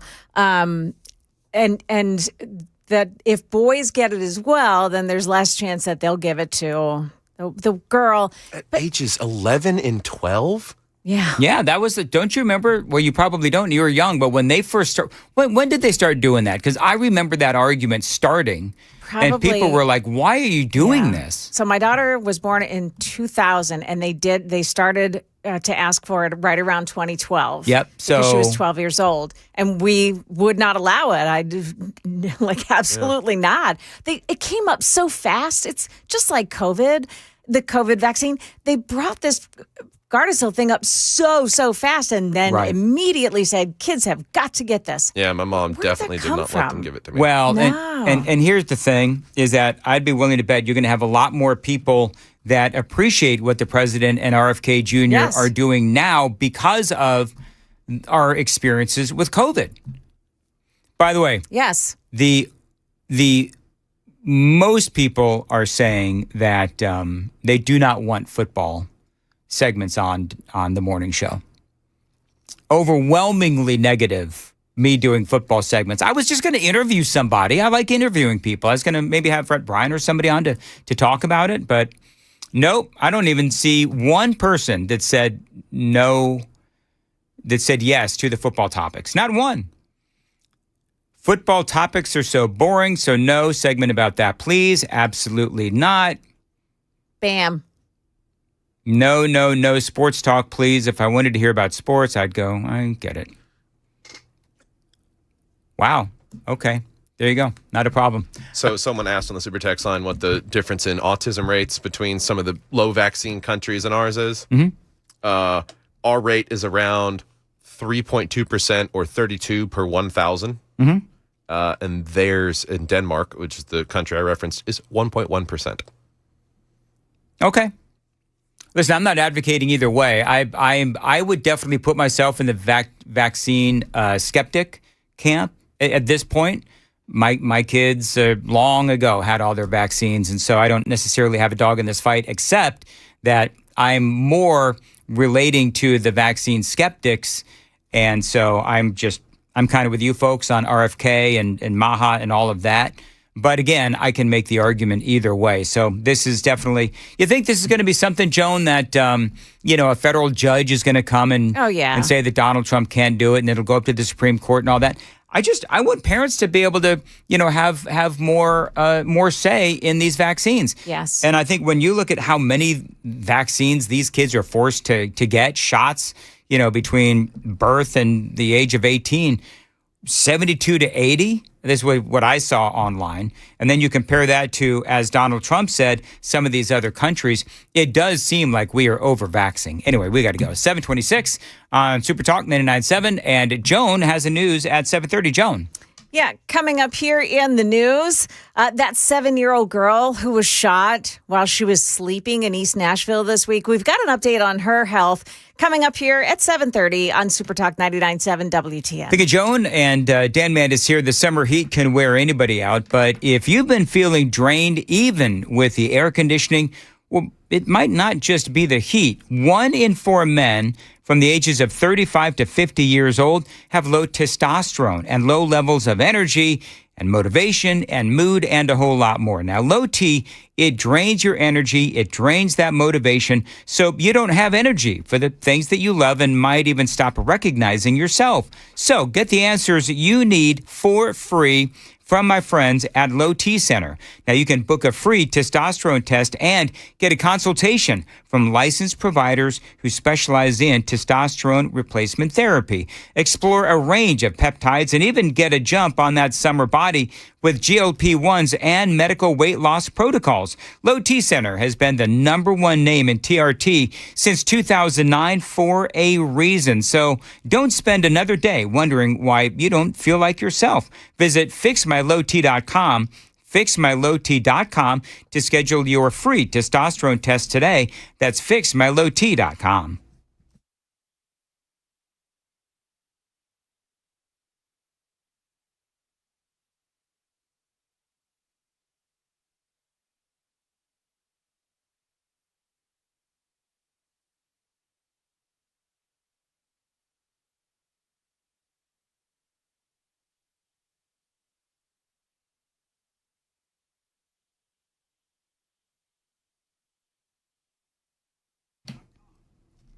$728 Super Talk 99.7 WTN. Listen, if you have a 2, 3, or 4% mortgage rate, don't refinance it. You don't have to check in with my friends at Loan Pronto. You can get cash out for your home. Introducing Loan Pronto's zero-cost equity loans. With Loan Pronto, you can get all the cash you need without touching your first mortgage and without any fees. Now, one local homeowner just got $100,000, paid off all of their credit cards, paid off their existing HELOC, remodeled their kitchen, and saved over $1,500 every single month. And it does get better. There's no hard credit pull up front, usually no appraisal, no long drawn-out process, and no closing costs. You might even be able to skip your next 2 house payments with Loan Pronto. So call them now. Leave your low-rate mortgage intact, but get the cash you need in as little as 2 weeks without paying closing costs. That phone number is 615-499-5780, 615-499-5780. LoanPronto.com. See how much money you can get right now with Loan Pronto. LoanPronto.com. Tell them Dan told you to reach out for qualified homeowners. Equal housing lender, NMLS 166-1781, and MLSConsumerAccess.org. Hey, it's Dan Mandis from SuperTalk 99.7 WTN and Nashville's Morning News. I'm here with Chris from USS, United Structural Systems. He's checking out my basement, my foundation, my crawl space to see if there's anything wrong. Fingers crossed.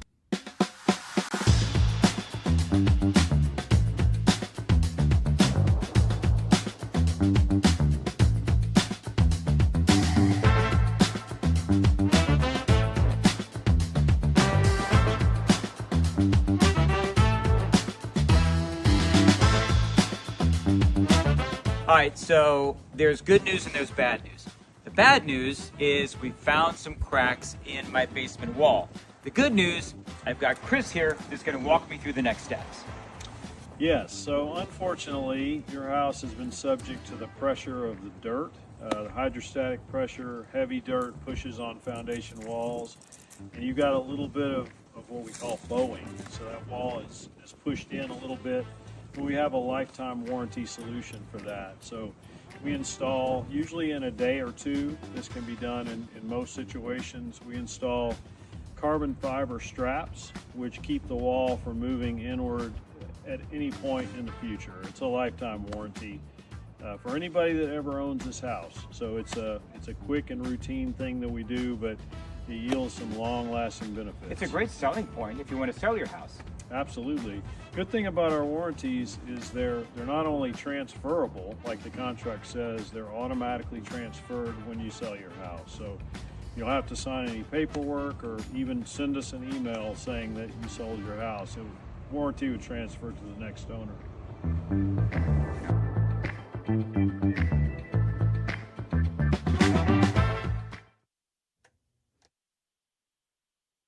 All right, it is 7:31 here on SuperTalk 99.7 WTN. And I've got your news for you now. A forecast, too, of sunshine and 96 degrees with the heat advisory expected for most of Middle Tennessee today. The heat index approaching 110. In the news, a 7-year-old girl recovering from a bullet wound to the leg after someone fired shots into their East Nashville home. Channel 4's Steve Maitling on that. that I spoke with told me this isn't the first time that her family's had to duck for cover after bullets were fired towards their home. They actually live in a duplex in East Nashville, and their mother tells me that this is the second time this year that her neighbor has been targeted as a result of a drive-by shooting. This is the first time, however, her family has been hurt as a result. That girl, the woman, says investigators found 40 bullets in her home. The girl is recovering, but her mother says she is still in pain. Republicans on the Tennessee legislature have been working with the state attorney general to tamp down rising property taxes. Speaker Cameron Sexton telling Matt Murphy they have some new legislation in mind. One of the things that we talked about that we could get through on the House side, we're hoping to get some movement on the Senate side next year, is the property tax cap bill that would also limit unrealized gains on your property as well. Now, it would base property taxes on the price at purchase and whatever investments have been made and not what someone else may have paid for their property. President Trump signing that executive order yesterday that lowers the recommended vaccine schedule for children from 18 to 7 and recommending that the measles, mumps, and rubella vaccine be split into 3 separate shots. It's inconvenient. It's 5 stops, but it's something that I think will have a huge impact on autism. A welcome development for the parents who say their children appear to develop autistic traits after receiving their vaccines. That's the latest news. Traffic is next. I'm Joan Jones, WTN News. Pick a Jones, 733. Dan Mandis here. For my friends at the covered patio, warmer weather means you want to spend more time outside. So if you want to add more living space to your home, think about building or upgrading your patio.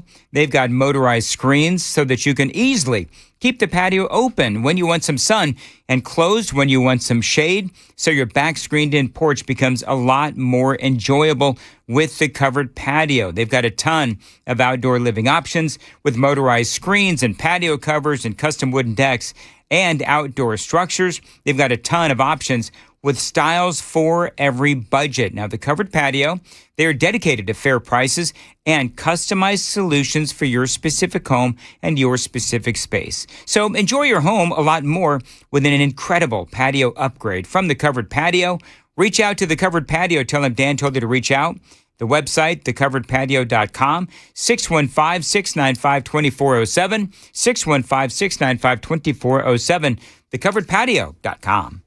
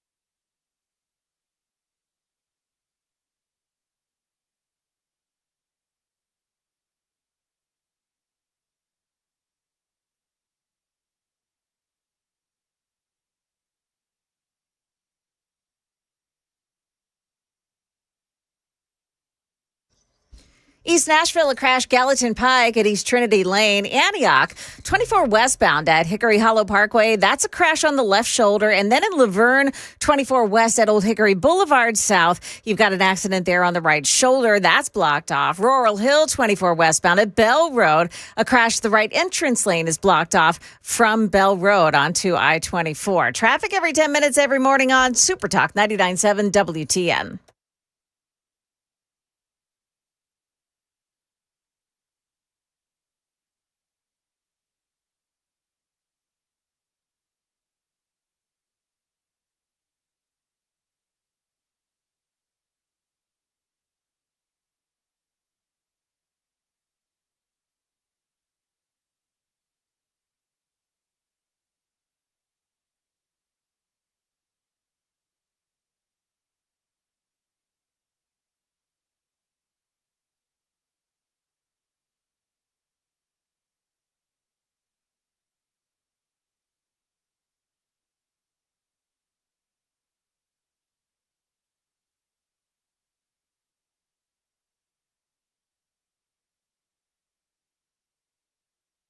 737, SuperTalk 99.7 WTN. All right, so Joan, got to clean up a few things. Oh, yeah. I mean, nothing, we weren't factually wrong on anything, but I said, no, that's not necessary. Anyway, so although my mind and brain feels like that about half the time on this radio program, but I said that I don't have a fight, if you will, in the whole vaccine thing. And people said, well, Dan, you've got grandkids. My daughter asked me my opinion on it, and I gave her my opinion on the vaccines and all that stuff. And I actually gave her some books on vaccines and, I'm just going to say vaccine skepticism, if you will. But, some books. And Aaron actually gave me those books, believe it or not. My friend Aaron, who kind of introduced me to the whole, skepticism about vaccines, if you will. So my daughter asked me my opinion. I gave her my opinion. Do I have a dog in this fight, if you will, because I have a couple of grandkids? Yeah, but I'm not going to. It's my daughter's decision, not mine. So she asked me my opinion. I gave it to her. Amy spoke to her as well, and she'll make the decision that she makes as she moves forward. So, that's it. But, so that's number one. Number two, thank you for all the people who send me pictures of a football and telling me this is a football. Yes, I understand what a football is. I think that now all the pro football people, Joan, are texting into 615-737-9986. So I think I want to do a Daily Dan poll on this, just very quickly. So, and it's a yes or no. Should Mandis do a football segment on Friday and Monday? Because I would do a preview of the Titans and the Vols and Vanderbilt, I guess, as well. People want Vanderbilt in there too. And I would do a preview, and then I would do a thing on Monday where we do sort of like a, okay, this is what happened, like a post-weekend kind of a thing. So I don't know. Joan will only be against this until she gets into it.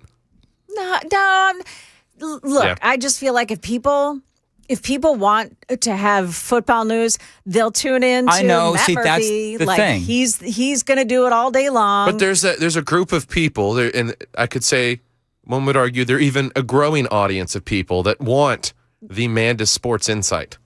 Oh, okay. You could just stop that. Nobody's asking for my sports insight. But I think that we could update the sports effectively within the body of the news. I would be willing to do that. But should you spend? But how do you show the sick plays that Cam Ward is making on the Sunday football field? I think I know what's going on here. Joan doesn't know football, so she can't participate in the segment then. Oh, is that it? That's what it is. I know football. Do you, Joan? I was a cheerleader from the time I was 5 years old all the way through high school. I've been around football. Both my brother played football. The only thing, Joan, you know about football is pom-poms. I do know pom-poms. Yeah. Joan knows pom-poms. And how to pull a Lucy against Charlie Brown. Anyway, so let's go ahead and I don't want to dwell on this. Let's take a Daily Dan poll. Should I do football segments this year? That's all I want to know, yes or no. People on the YouTube, they should also have a say on this. Oh, well, yeah, they can take the Daily Dan poll. Okay. So there you go. That's do it. People. I think it's great. I just think that a little variety would be nice. I'm not talking about doing a whole bunch of sports and all that kind of stuff, but a little variety would be nice. Maybe throw in a little football talk as well. But, again, whatever. It's part of the culture, people. Whatever you people want is what I only aim to please. By the way, I also was reminded, Joan, in that last segment, why I don't like to talk about vaccines. Yeah. Man, people are like dug in. Yeah. Like if you're part of the vaccine skeptic class, people think you're a moron and an idiot. You're ignoring the science. Meantime, CNN, who I also distrust, having all of the, big pharma doctors on to talk about why Donald Trump and RFK are getting ready to kill people. Yes. Right? Yes. So, whatever. I mean, I like what the president is doing, especially when it comes to protecting religious liberty and parental rights. But we're going to move on from there. It is 742, SuperTalk 99.7, WTN 615-737-9986. All right, so can I just say this? I really like that Donald Trump is putting Iran in his place. Like, remember yesterday we were talking about this? where the Iranians basically said that the Strait of Hormuz will be closed as long as the U.S. continues to act abhorrently. That's what Iran said about us.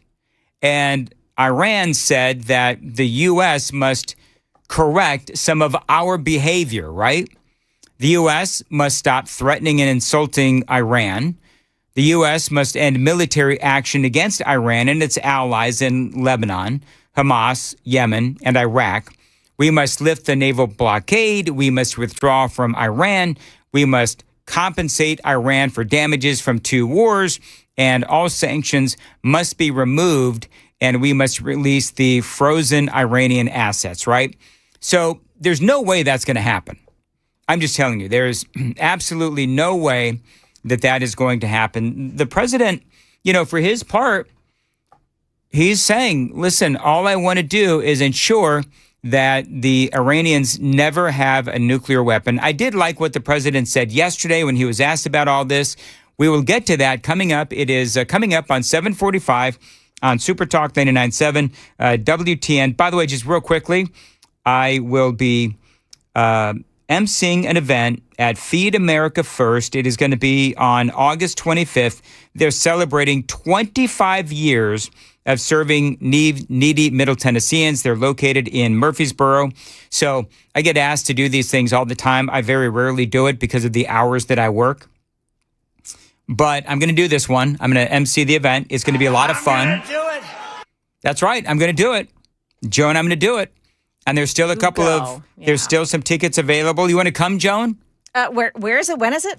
It's the Feed America First. They're celebrating 25 years of serving needy folks in Middle Tennessee. They're in Murfreesboro. Okay. And they've got a big event, and they're just, it's a celebration of all they've done for the community. And I'm going to be there. I'm going to be the MC.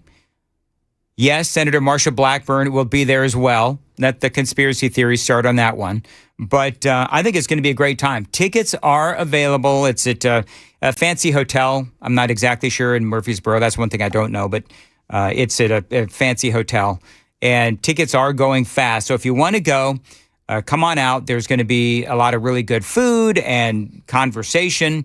And it would be, it's for a great cause. So if you buy the tickets, it also goes to Feed America First. They have over the past 25 years, millions of people have been fed through this great organization. I've had them on the air before, and I deeply respect the people who work at Feed America First and run the organization. So if you want to go, feedamericafirst.com is the website. We'd love to see you there. Time to check the roads on WTN.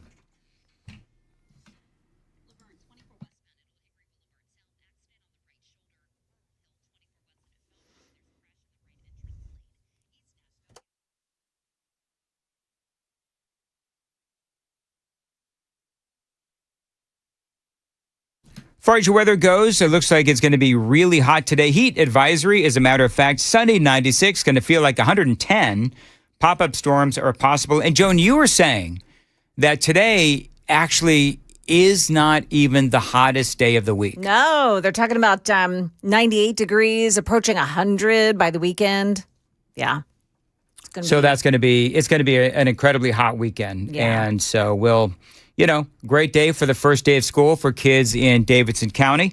Appreciate you listening to Nashville's Morning News. All right, so talking about what is going on in the Strait of Hormuz, the president says, and President Trump keeps saying this, and it's not true, and it's driving me nuts. I realize there's some people that might say that the reason the president is saying that we control the Strait of Hormuz is for the benefit of the people in Iran, some propaganda battles going on, whatever. But bottom line is the Strait of Hormuz is still very heavily restricted. But this is what the president said yesterday about the strait. Well, it's open now. We're taking a lot of shit. It's open now. Look, the only one that has control of the Strait of Hormuz right now is the United States Navy. We have a blockade that's been infallible. It's a steel wall. And we let people in that we want to let in, and those people come in, and they've been coming in and they're going out. So it's actually open now. We do not let them go into Iran. They're not admitted into the strait to go to Iran. But it's open for others Now, a little bit complex because they will, on occasion, drop a mine, and we find the mines. We've mine swept the entire strait, as you probably maybe heard, maybe you didn't hear, but we control the strait 100%. Now, can they make trouble? Yeah, they can make trouble. All right, so the president's saying that, Iran can make trouble, and they do. President Trump says we have total control. We don't. We are restricting. He is true. He is correct there. We are restricting Iran's ability to do business in the strait. That is killing their economy. But, of course, we do still have restriction on a lot of these other ships going through the strait. And that is courtesy of Iran. And I've mentioned this 1,000 times. If I don't mention it again, somebody's going to say, why didn't you say this? So a big part of the problem is Iran has laid a bunch of mines in there. They've got drones that they can launch from the back of pickup trucks if they so choose. It is really difficult to protect the Strait of Hormuz, as Donald Trump, unfortunately, he has now found out. And so now the question is, how do we open the Strait of Hormuz? The biggest problem that a lot of these ships face is that they're unable to get insurance because of the problems within the Strait of Hormuz. There's a lot more that the president had to say about Iran's economy. But they're broke. They have no money. Iran is broke, totally broke. And they're not paying their soldiers. They have inflation of 300% as of last night. I heard 309%. So we'll see what happens. But they've been bad they say 47. It's actually 50 now. 47, they've been saying it for 3 years. But for 50 years, they've been the bully of the Middle East. What they've done is terrible. They've killed hundreds of thousands of people. They've killed people. They've wounded and maimed people with the legs, the arms. With the roadside bomb is their bomb. They're very proud of it. And now they're paying a price. Yeah, so I love what the president did. I just told you a few minutes ago that Iran is, they have the audacity to make these demands that we must stop threatening and insulting Iran. Okay, we'll just drop more bombs.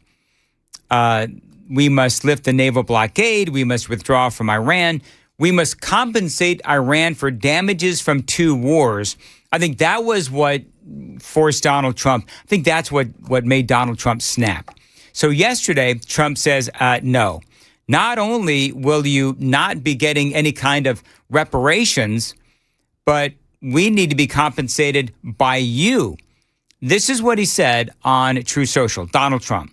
He says, it is an interesting idea because now I am likewise demanding compensation from Iran for all of the people that they have killed and gravely wounded with their roadside bombs in many conflicts for which they are famous, as led initially by General Soleimani, including the families of those killed on the USS Cole and thousands of others killed in combat. Additionally, the president saying compensation should be paid to the families of the hundreds of thousands of innocent protesters that Iran has killed over the last 50 years, not to mention the 52,000 that have been killed in the last 5 months.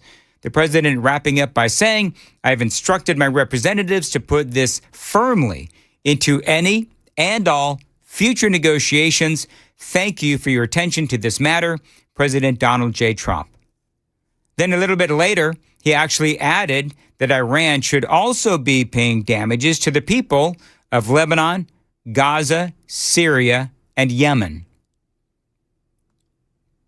He didn't say Israel in there, though, did he? Did he? Joan, you were reporting on this story earlier. Did he say the people of Israel? Because if anybody should be compensated by Iran, it's also the people of Israel, because the Iranians, of course, they are the ones that not only fund Hamas, but train Hamas as well, and trained Hamas for, the attack on Israel. So for whatever reason, the president didn't include Israel in there, but he probably should have. It is 7:52 on SuperTalk 99.7. Joan's got the news coming up at 8 o'clock. Joan. And coming up here at 8 o'clock, Dan, we'll take a look. I'm having breakfast. Is that what you're doing? Is that why when I threw it to you for a little pithy comment from Joan, you were stuffing your mouth with an Egg McMuffin? I'm also writing the news. I do pay attention. Do what's you? going on. Yeah. All right. Well, Joan, what's going on in the news? So there was a big earthquake in the country of Colombia on Monday. And so so far, the death toll stands at 132. But we'll take a look at the rescue operations that are happening there. And it's back to school for students in Nashville today. Have a little bit on that, too. It's all coming up at 8 on SuperTalk 99.7 WTN.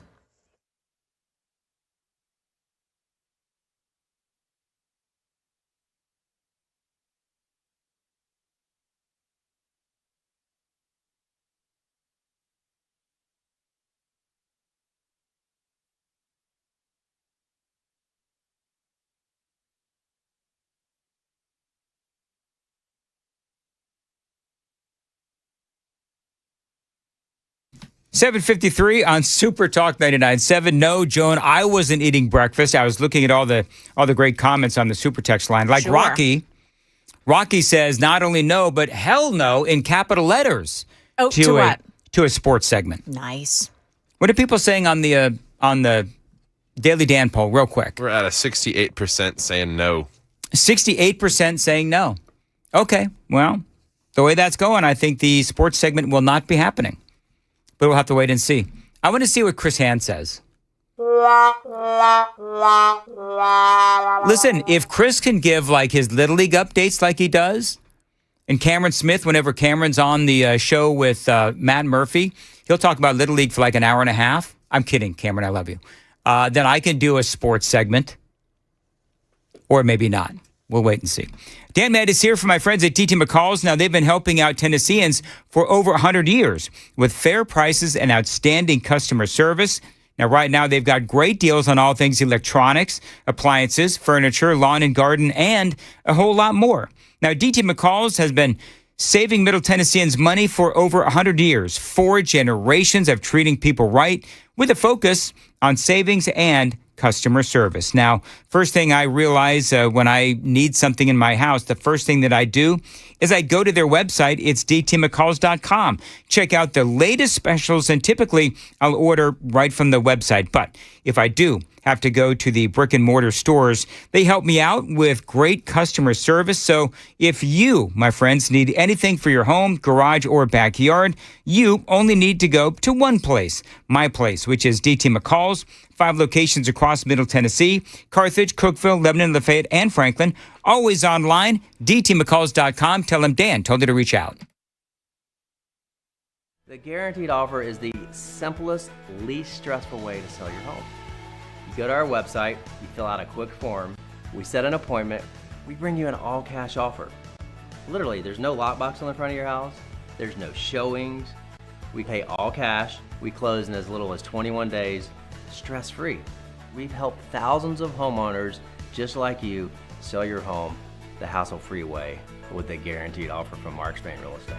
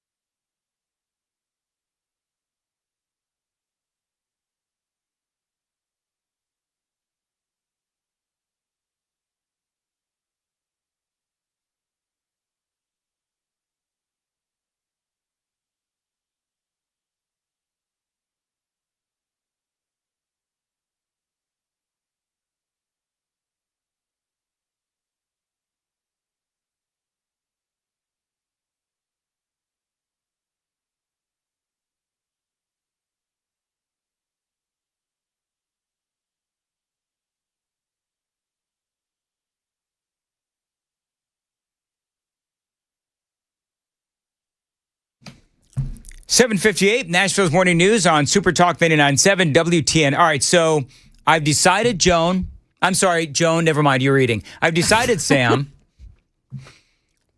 we can take down that Daily Dan poll. There will be no sports segment. Okay.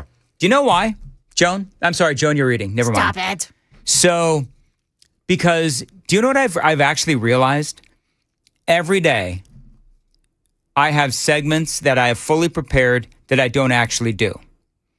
Because I prepare a lot of content for every single morning, and I don't get to everything. So why then would I do a football segment when I don't even get to my own content? Why would I add even more content on top of that?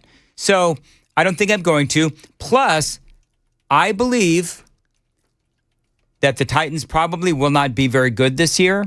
So I don't want to... What? I don't want to devote a bunch of time to, something that sucks. And if I'm going to do that, I'm going to devote... nasty one. And if I do That's that... nasty. And if I do that, I'm going to devote that time to the Democrats, not the Titans. Mm-hmm. If I'm going to donate time to something that sucks. Mm-hmm. Anyway, so there you go. So now, somebody, speaking of that's a nasty one, Jeff out there said, maybe we need to do a Daily Dan poll. Should we do away with the Daily Dan poll? Now, I don't think that's very nice. I like the Daily Dan poll. This guy, though, says that it's corny and stupid. Yeah, that's what he said about my precious poll. So maybe we should just go ahead and play along with Jeff. Should we do away, Joan, with the Daily Dan poll? You want to do that as a Daily Dan poll? That we do away with the Daily? No. Yeah. No. Let's do it, Sam. Let's do a Daily Dan poll. Should we end the Daily Dan poll? But do I use the term that you just used? Because it's corny and stupid. But do I use the term that you just used? What did I use? My precious poll. I didn't say that, did I? Yes, you did. Why do I do that? It's 8 o'clock on WTN.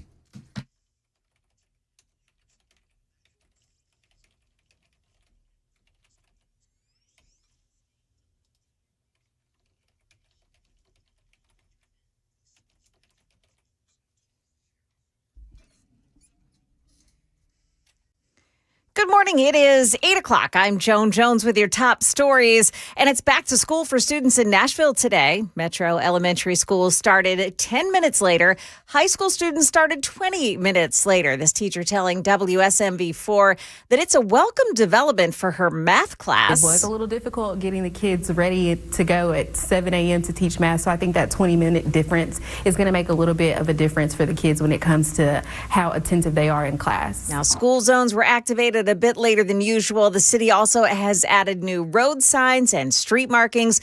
Police said they will be out making sure that everyone slows down around the buses today. A White County father is going to spend the next 2 decades behind bars for abusing his infant child. Joseph Farris pleaded guilty to aggravated child abuse last week. It was in October of 24. The doctors at Vanderbilt Hospital alerted the Department of Children's Services about his 1-month-old baby who had been brought in for injuries. They found that baby had actually been suffering with fractures in his arms, collarbone, ribs, and shoulder blades. The father was sentenced to 22 years in prison. More than 132 people are dead after that 7.4 magnitude earthquake that rocked Western Colombia on Monday. The epicenter coming close to heavily populated areas. In Cali, at least 20 buildings collapsed, falling to the ground. Rescuers using their bare hands and buckets to scoop debris as they search for any signs of life. Travelers at the airport taking cover under a counter, desperately waiting for the shaking to stop. Parts of the ceiling falling just feet away. Nearby, people stranded in a cable car in the air, wires shaking. Faith Abube there reporting the country's president has declared a national disaster. And Brad Pitt says he's fallen off the wagon, telling Esquire magazine that he at one point had been having suicidal thoughts. His divorce, he said, brought on the troubling point in his life. After the split, Pitt says he got sober and joined Alcoholics Anonymous. But in a new interview, Pitt reveals he's now drinking again, saying, "I was sober for 7 years, and then I got back off the wagon in a more restrained manner. I got overconfident a couple times, went, yep, nope, not good for me. I can have a few, but I can't have a lot. I have to be professional about it." ABC's Sophie Flay. Market numbers brought to you by Beacon Capital Management. Online at beaconcm.com. Dow futures up 47 points as we await the opening bell. That's the latest news. Traffic and weather next. I'm Joan Jones, WTN News. 8:05 Nashville's Morning News on SuperTalk 99.7 WTN. SuperText line is open, 615-737-9986. 615-737-WWTN. Back to school time, and that means back to busy schedules, homework, and activities. The last thing you need to worry about is your HVAC. So let Busy Bee do that for you with big savings. Now here in the month of August, this month you schedule any HVAC maintenance or repair and you get a free dryer vent cleaning. That is added safety and one less thing that you have to worry about. Now, if you need a new HVAC system altogether, you buy a high efficiency unit and you'll be entered to win Busy Bee's Healthy Hive giveaway. A $1,500 sponsorship for the local school of your choice. You can also gift your favorite teacher or staff member a Beehive membership. And you can also get a $500 gift card with qualifying whole home repipes or mainline replacements. And with approved credit, enjoy 0% financing for 18 months. So many ways to save with My Place, Busy Bee Plumbing, Heating, and Cooling. Find them online, busybeehvac.com. Call them, tell them Dan told you to reach out.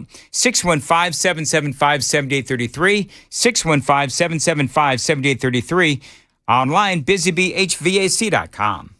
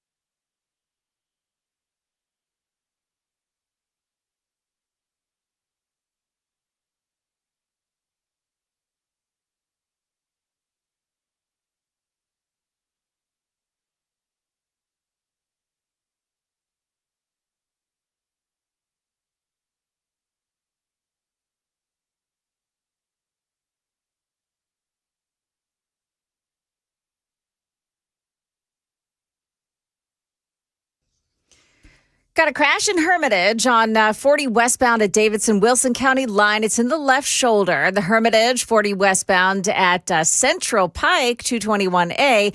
That's also the scene of a crash. The left lane is blocked off by it. Got a problem on 24 West in Laverne at Old Hickory Boulevard South. There's an accident in the right shoulder. 40 West in Hadley, a crash on the right shoulder, still blocked off there at 28th Avenue, that tractor trailer into a wall. Nolensville Pike in Nashville, there's a crash just south of Welch Road. Traffic every 10 minutes every morning on SuperTalk 99.7 WTN.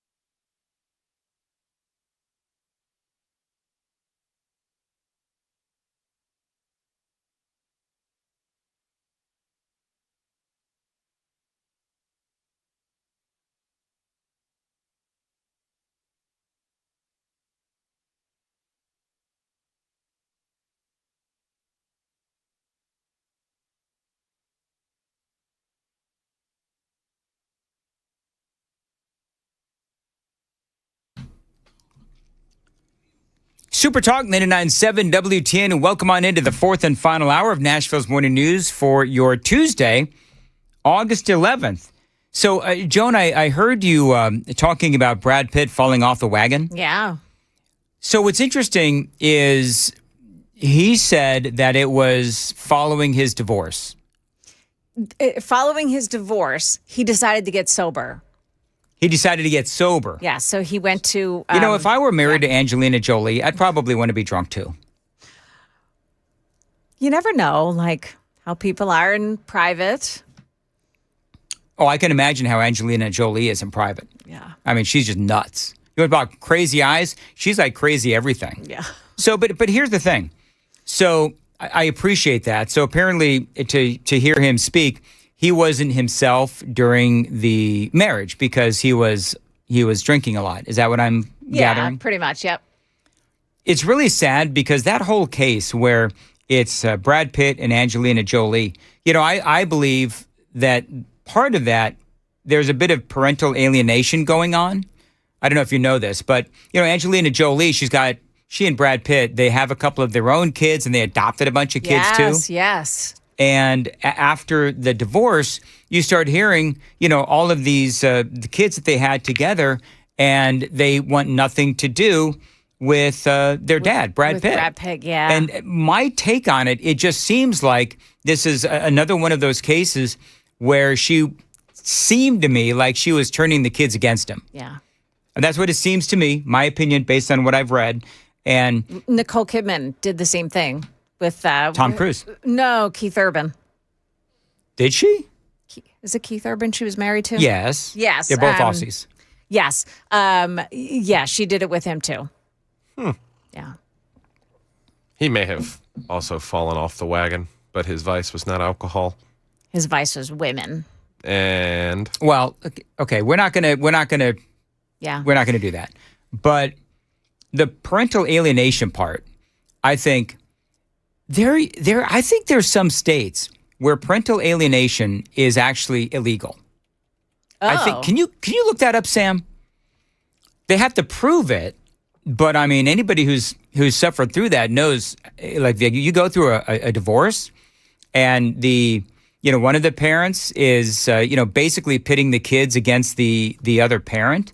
I mean, that is awful, and that impacts everybody. That impacts the kids. That obviously impacts the ex as well, the other parent. And I mean, I've seen this. I cannot tell you how many times, and it impacts everybody, especially the kids. You were right about the whole Tom Cruise thing because their adopted children don't talk to her anymore. Don't talk to Nicole Kidman anymore. Well, that's the Church of Scientology getting in the way. That is exactly what it is. Yeah. Yeah. So is it illegal? Wow. I don't want to get into this because some of these people live here in Nashville, and I don't want to talk out our butt on some of that stuff because I don't know all the story. But parental alienation, generally speaking, is that illegal? Nope. It is not illegal. Nope. Nowhere in the country. Nowhere in the country state has a statute that explicitly makes parental alienation a criminal offense or civil cause of action by that name. Courts treat the underlying behaviors, one parent systemically undermining or interfering with the child's relationship with the other parent, as a serious factor under the best interest of the child clause. That's a standard that governs the custody decisions in every state. So it would be interesting because you've got, like in California, in a divorce or custody case, and I'm sure it's happened, where the kid wants to be trans and one parent says no and the other parent says yes. Well, the court's probably going to side with the parent that's okay with it. Right. Or advocating for it. Chris had that guy on from Canada. Yeah. There's also an unrecognized parental alienation syndrome.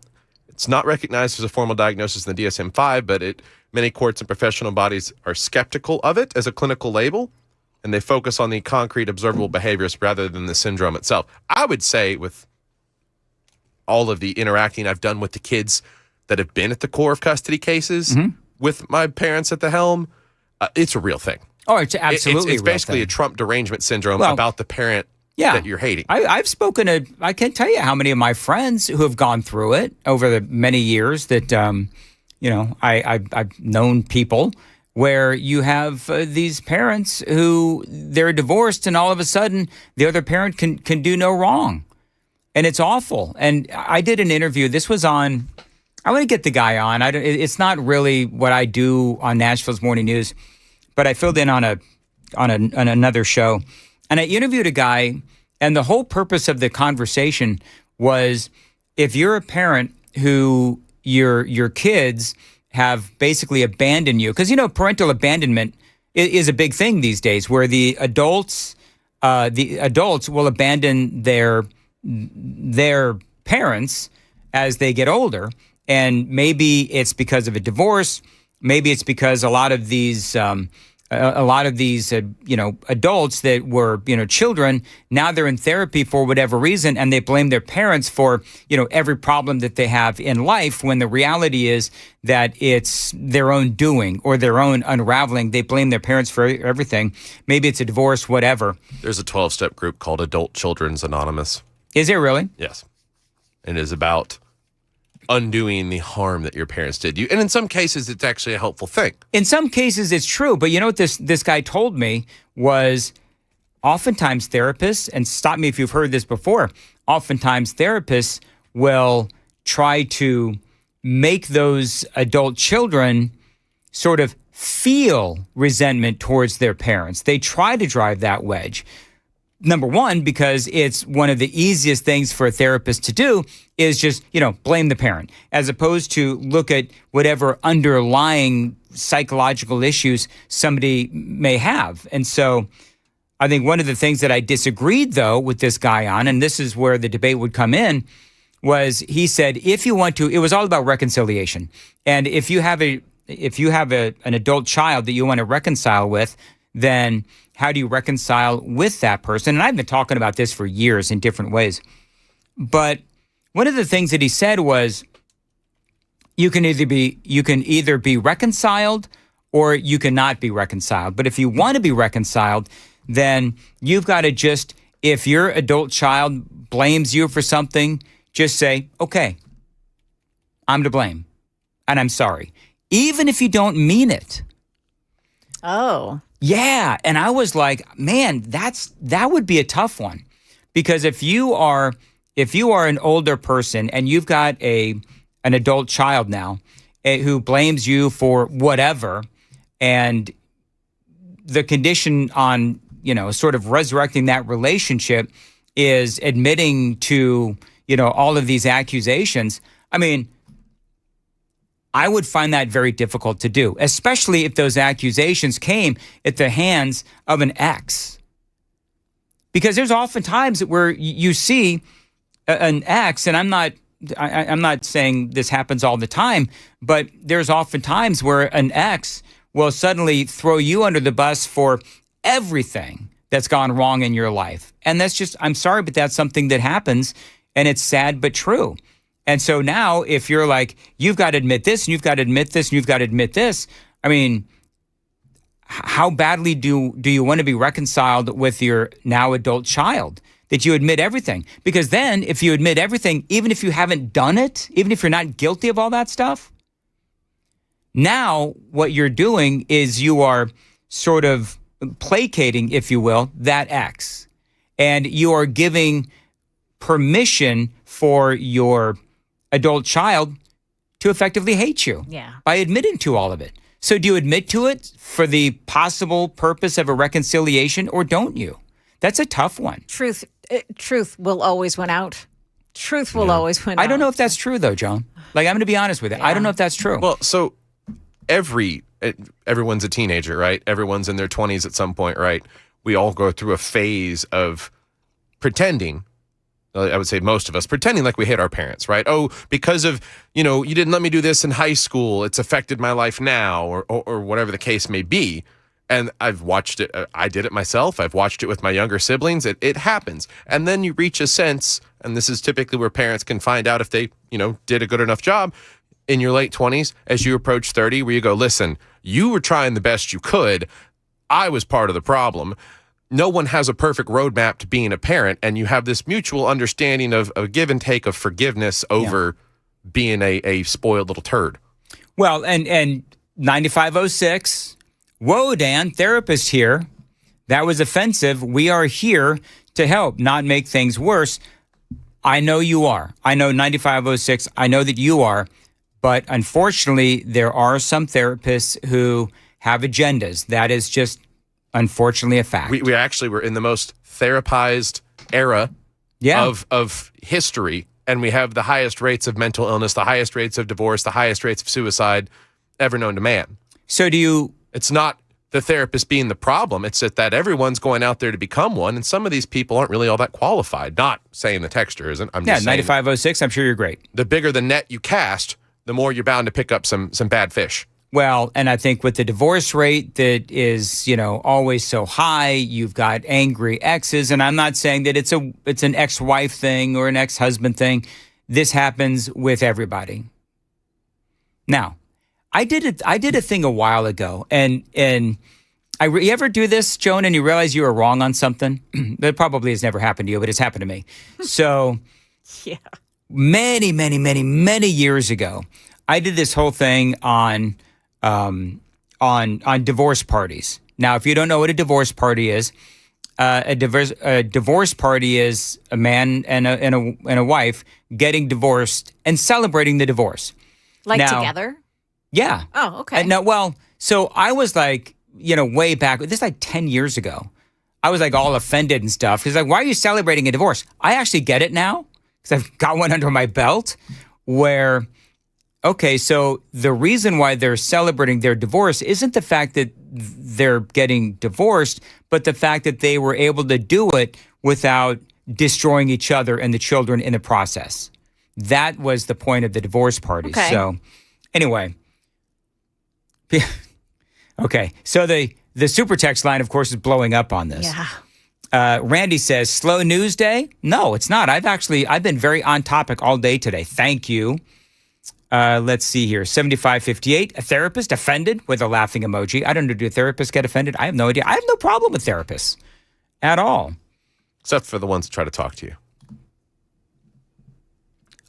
I don't have a problem with a therapist wanting to talk to me. I can't afford when they want to talk to me, but That's whatever. true. See, now I'm making all the therapists mad. I got another one that's mad at me. I'm just telling you. All right. Sally is wise beyond his years. What does Sally say? If you seek therapy, seek one who is Christ-centered. Yes, absolutely. Even if your mate doesn't, your significant other doesn't not want to do that, it will keep you focused on the right things. Yeah, Callie in the YouTube chat says school counselors and therapists are not allowed to include God in therapy and healing. They replace God with SSRIs, which never fill the void. That is so true. 4410, admitting guilt does not always work. This is what I was saying. Admitting guilt doesn't always work. My mom did this for my sister, who's certifiable. The reconciliation is temporary, and she blames her and lashes out at her.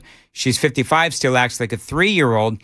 Right. See, so once you admit to it, then they can turn around and blame you even more. Yeah. And hold that over your head.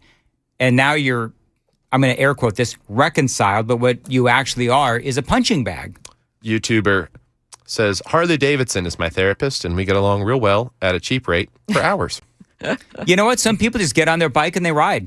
And I totally, do you know Neil Peart from Rush? This is well known.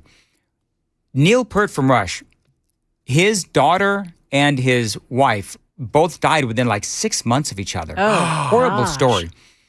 He got on his bike, his motorcycle, and he rode for like, I don't know how long it was, but it was like, I think a year or two. He just rode all through the United States and South America. He just rode everywhere, up to Canada, and he rode and he rode and he rode.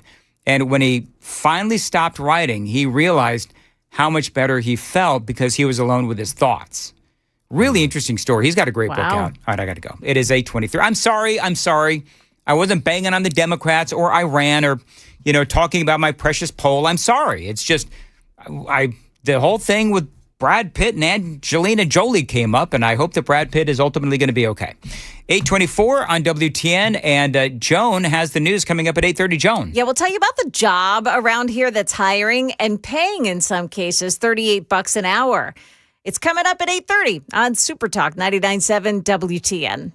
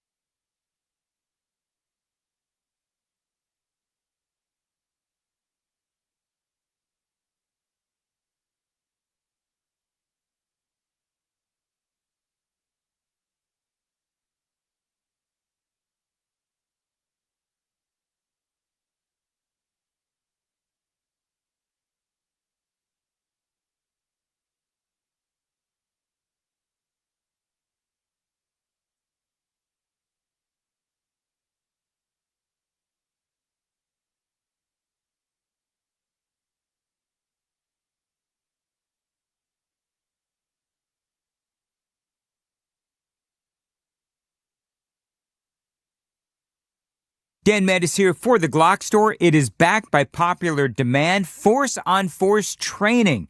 Now, I went through this, Matt went through it, Chris went through it as well. This is amazing training. It is, in a word, intense.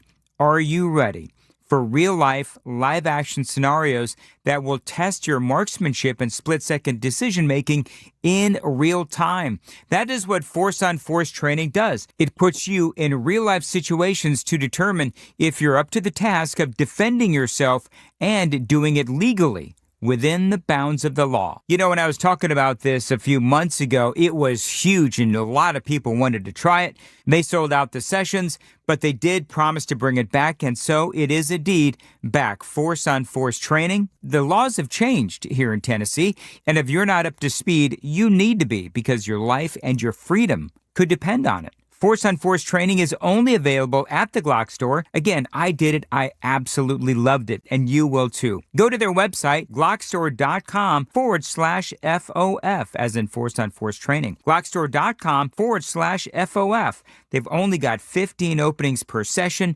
Reserve yours right now before it sells out, and it will. That's glockstore.com/FOF. Tell them Dan Mandis told you to reach out.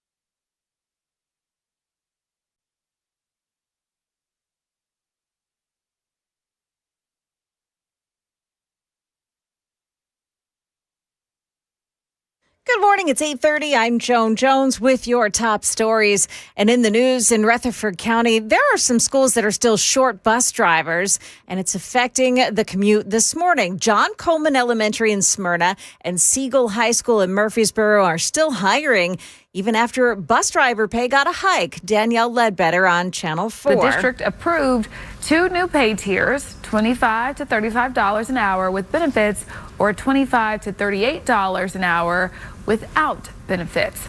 The district says it is communicating with parents and students who don't have a bus driver yet. They also say they have reached out to contractors. School officials say they are still working with the parents of the kids who aren't covered with bus service just yet.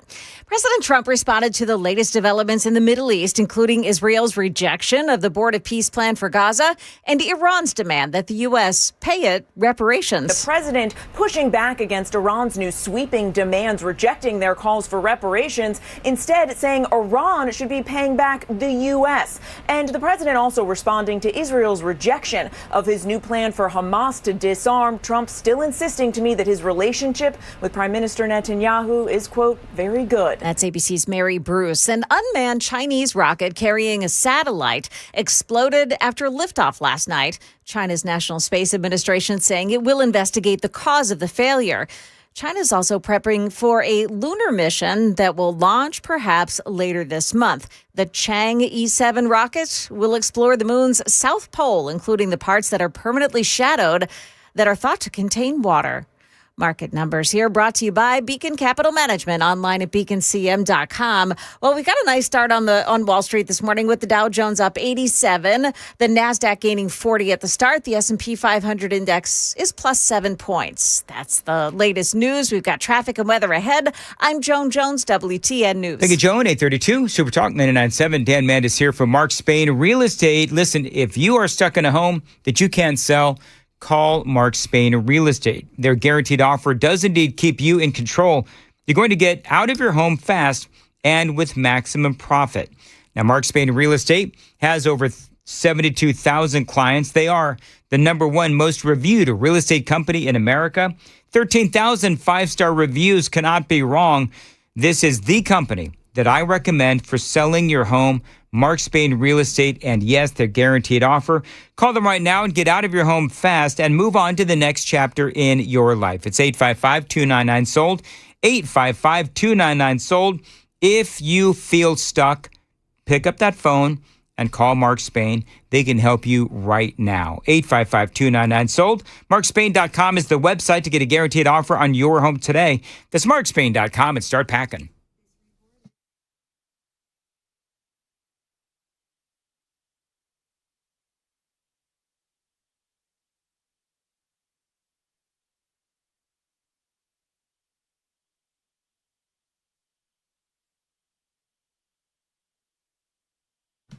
$833, one of your biggest priorities in life is to protect your family. And if your power goes out in your neighborhood, you need to get it back on quickly. You need the Generator Supercenter. Now, we've all seen or maybe lived through, reported on the horror stories of power being out here in Middle Tennessee for days or weeks at a time. The Generator Supercenter, they do provide backup home standby generators at a terrific price and outstanding customer service. Matter of fact, go to their website right now. Find out how you can save $500. Tell them Dan Mandis sent you to GeneratorSuperCenterofNashville.com and see how you can get started. GeneratorSuperCenterofNashville.com. They feature turnkey installation, certified plumbers and electricians, and service after the install, and a whole lot more. So the power goes out in your neighborhood. You've got a backup power generator to get your power right back on. At the Generator Supercenter, they also have their generators made right here in America. The phone number, 615-879-1952, 615-879-1952. Don't forget to check out that website, GeneratorSuperCenterofNashville.com, and see how you can save $500.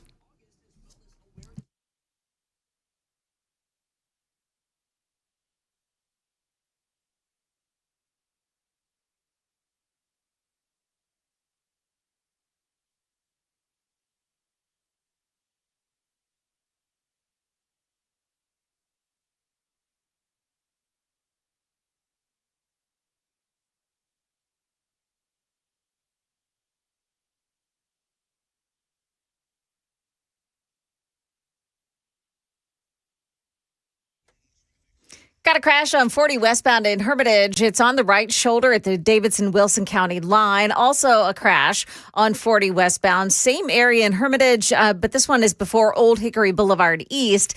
It's in the right shoulder. 40 westbound in Hadley. You've got a crash on 28th Avenue, right at 28th Avenue. That's been there all morning. It's a tractor trailer that hit the Jersey wall there. And right now they have a wrecker still working to hook that tractor trailer up so they can get it out of there. Also at East Hill, East Trinity Lane at Keeling Avenue. Watch in that location for a crash as well. Traffic every 10 minutes every morning on SuperTalk 99.7 WTN.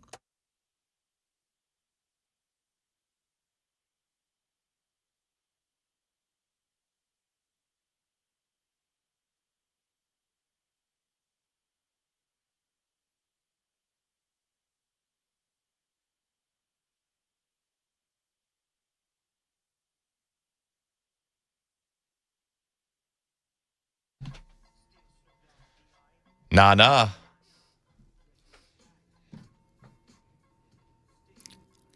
Hey, did you hear that the Backstreet Boys are going to be at the Sphere on New Year's Eve? You're not going, are you really? No, I haven't even. Oh, come on. No, you know what? I haven't told Amy.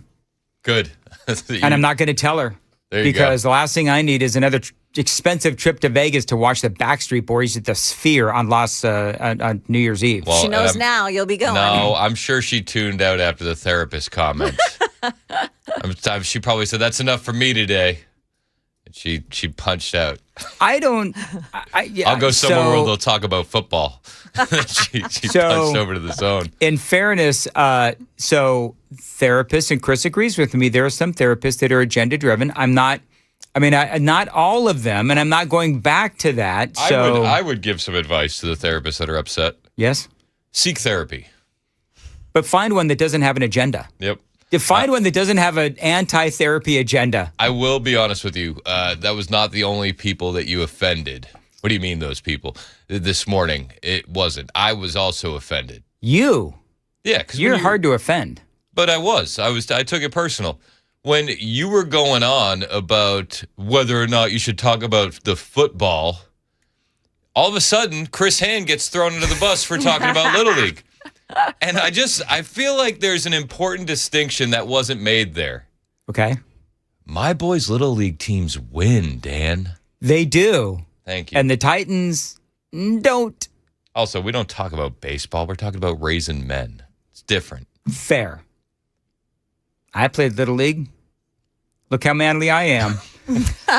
That's it. Sorry, did I laugh too hard? I'm pulling them out. That's exactly right. No, I'm just kidding. Let's see here. Chris. Dan. You get off the air at noon, is it? Yes, sir. So you have more than enough time to get down to Rutherford County and be a bus driver for the afternoon shift. Oh.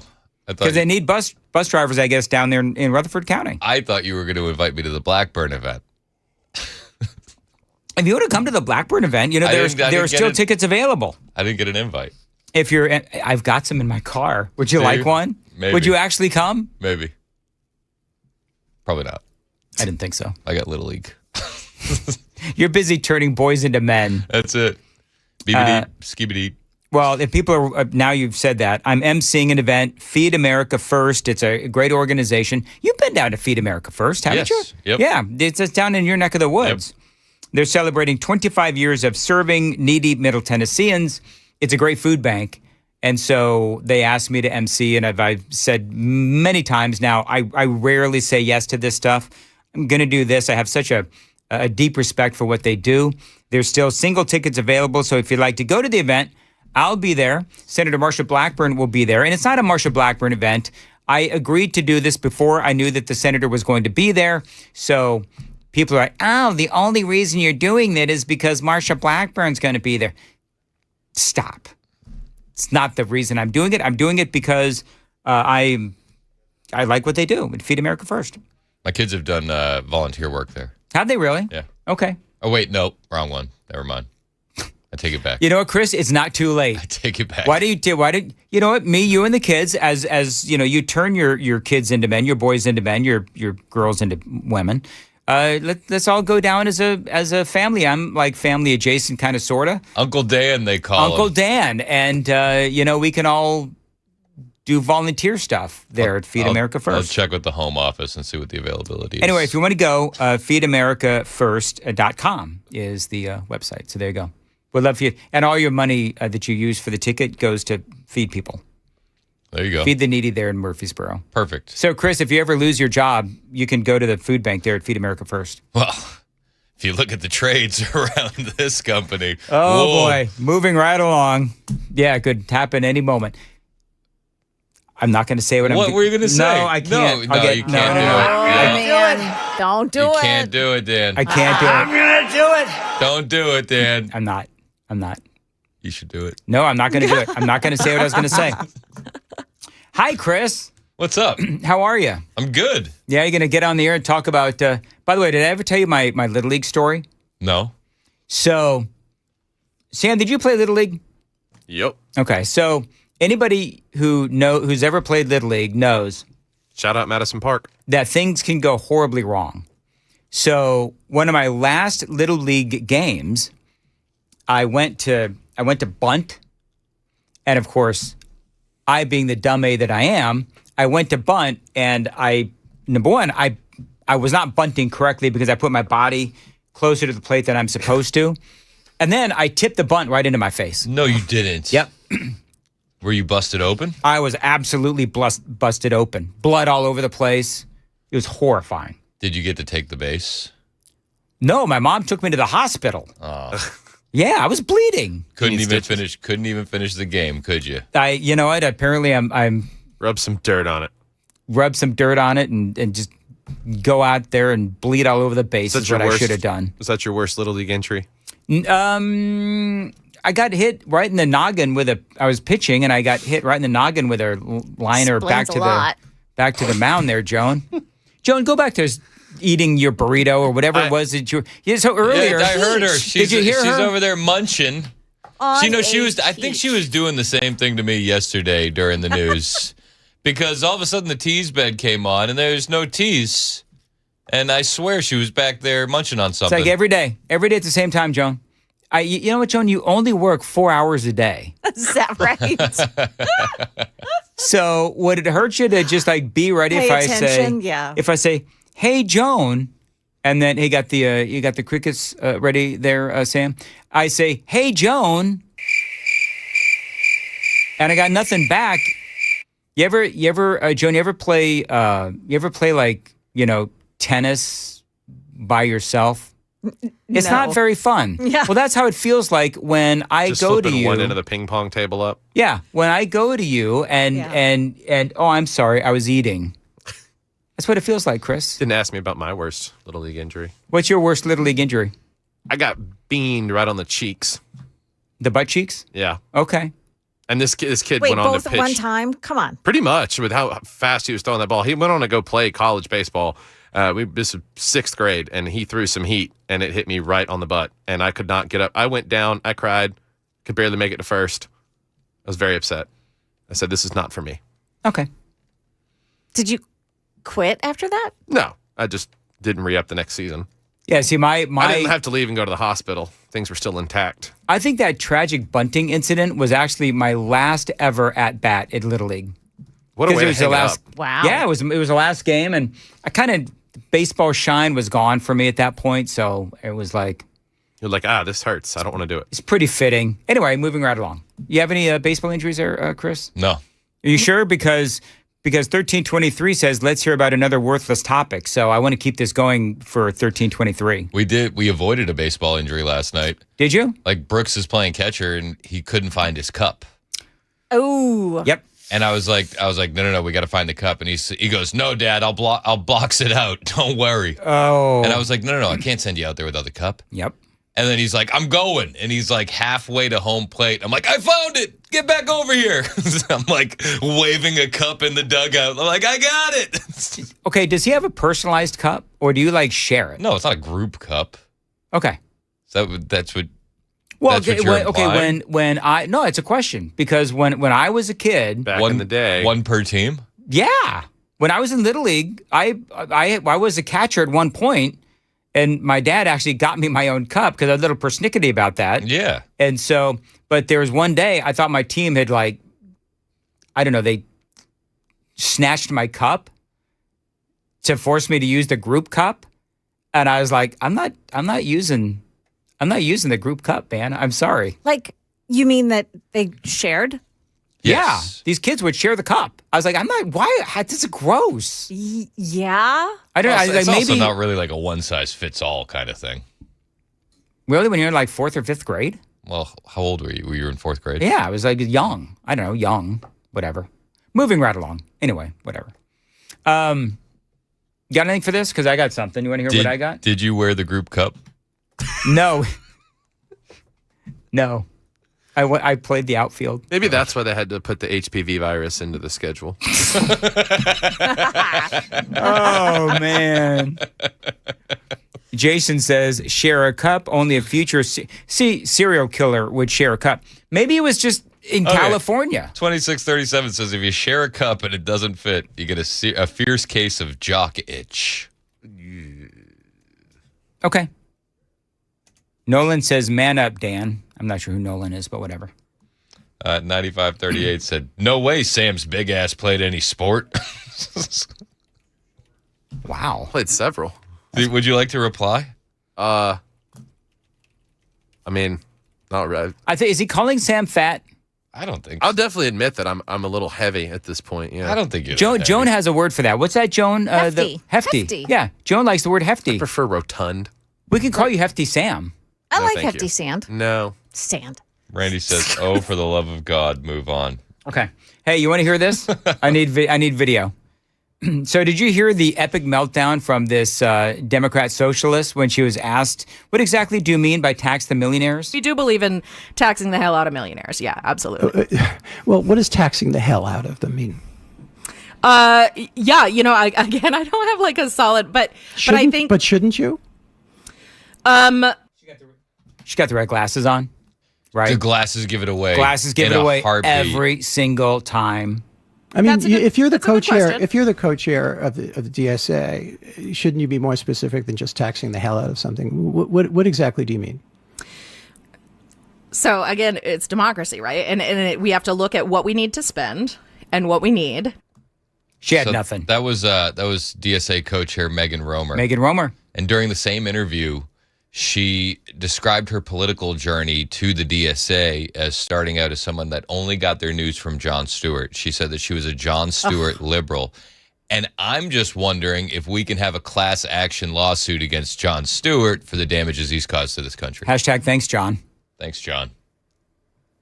But you would think that if you're doing media, you would be able to have be able to rattle off a couple of, talking points. You know what I mean? But she had nothing. And this is an interview with the New Yorker. So, are you underestimating the level of stupidity from the Democrat Socialists of America? Apparently, yes, I am, because there is no bottom for them. She probably walked in there. What? What? I don't know. It is just a weird connotation, you know? There's no bottom. Too long of a pause. I don't know.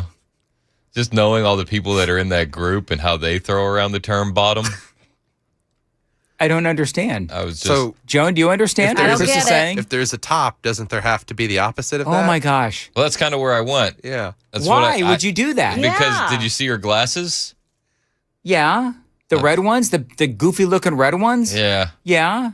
Yeah, I can't. That's just all wrapped up in that ideology. Okay. Yep. Keith says, how in the hell do you bunt a baseball into your face? I don't know, man, but I did it. I thought my nose was broken, actually. The same way you're able to whistle with your mouth entirely open and speaking.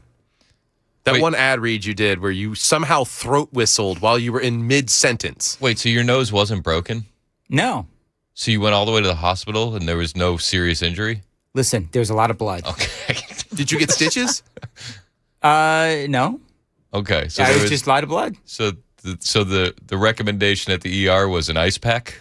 Pretty much. Okay. You know what? Honestly, by the time we got to the ER and I went in, it had basically stopped bleeding. But I walked in, I had all kinds of blood on my uniform, and I looked like a bad A. Did you? Yeah. It like 10 or whatever I was at the time. Nobody suggested just stuffing paper towels up there and dealing with it? Do you know what's so funny? My mom's a nurse, and she didn't recommend that at all. She said, honey, we're going to go to the emergency room. And I'm like, okay. And the funny thing is, with a broken nose, even if it was broken, I mean, what are you going to do? Set it? No, you can't set it. A broken nose is a broken nose. Forget it. Yeah. Yep. Is that what you're supposed to do with a broken nose? Set it and forget it? How do you set it? Like, You can't. That's what I'm saying. You can't set it. Well, don't you have to re-break it? No. I've seen the movies, Joan. Do you think if I had a broken nose? I had a broken nose. Okay. That's because she was in so many street fights as a young whippersnapper in New Jersey. Do you think that if I would have broken my nose, I would actually have a better voice? Because people with bigger noses, right? They have like a deeper, richer, fuller voice. Or like if they smoke, they have a better voice too. I think there's no time like the present. I think that you should aim to get it broken and start smoking. Drink whiskey too. There you go. And some hormone injections. Joan Jones, wow. Come on. Hormone injections. The whiskey would have done plenty in that aspect. Well, I've told this story before. I don't know if you guys were around, but have I told you the story about when I went into the broadcasting school and they had two programs, right? They had a program for on-air. This is when I was like 17. They had a program for on-air and a program for like sales and that kind of thing and production. So my poor mother spends $2,500 for this stupid school, which I never finished. You didn't finish radio school? No. And he missed the clock management portion. So the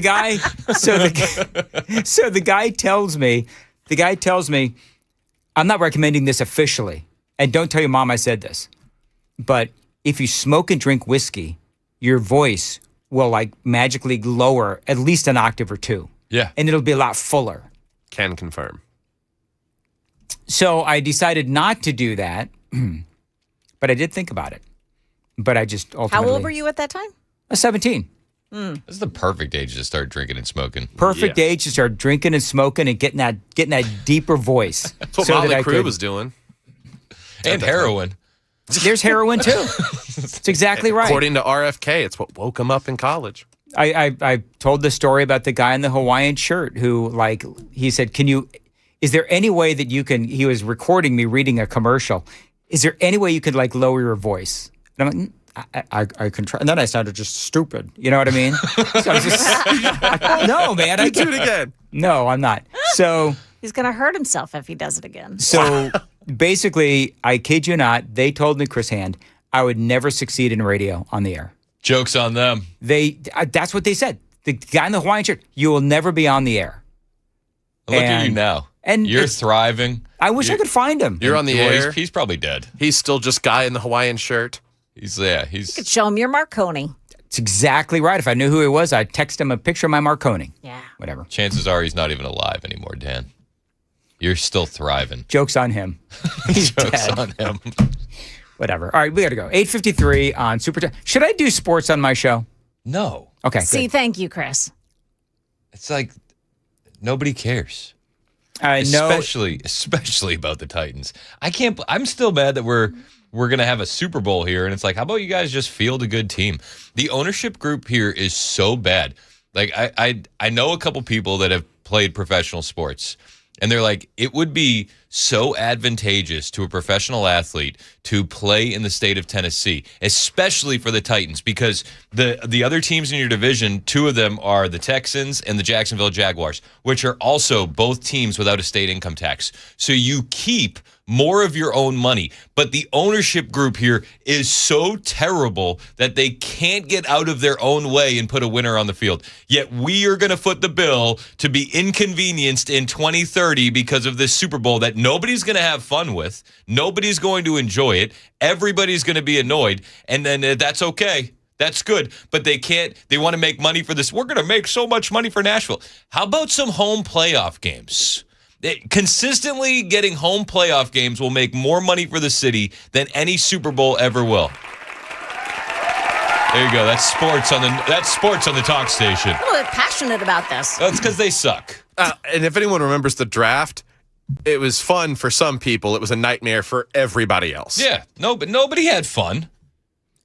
So some people had fun. Nobody. Yeah, the people that came here. So I personally think it's great for Nashville to have the Super Bowl. You hate my everything. name's Dan, and I drive in at 3:30, and traffic doesn't affect me. Call him a cotton-headed Denny Muggins. You know, Joan, you didn't see the little arm movement thing that he was. I did a little jive. I'm watching him. Joan, what's coming up in the news? Quick. Coming up, what Nashville mom brought to her son in lockup that led to her also being locked up. We've got that story coming up at 9 on SuperTalk 99.7 WTN. Thank you, Joan. 856, Dan Mandis here. I've been a client of Dr. Kevin Mitchell for about 12 years now. He is awesome. And so is my bad back these days, thanks to the Wellness Institute of Nashville. They've been changing lives for 20 years with innovation and technology. And yes, this year does mark Dr. Kevin Mitchell his big 20th year with Pioneer Days in Technology Ways. To celebrate in style, Dr. Mitchell is offering you the Big 20. It gives you 50% off non-surgical spinal decompression. That's right, 50% off non-surgical spinal decompression. Discover why patients across Tennessee trust Dr. Mitchell and Dr. Ashley for answers and relief. The website is painisbad.com. No surgery, no injections, no painkillers. 615-246-5009. 615-246-5009. The website, painisbad.com. Painisbad.com. Dr. Mitchell and Dr. Ashley at the Wellness Institute of Nashville have my seal of approval.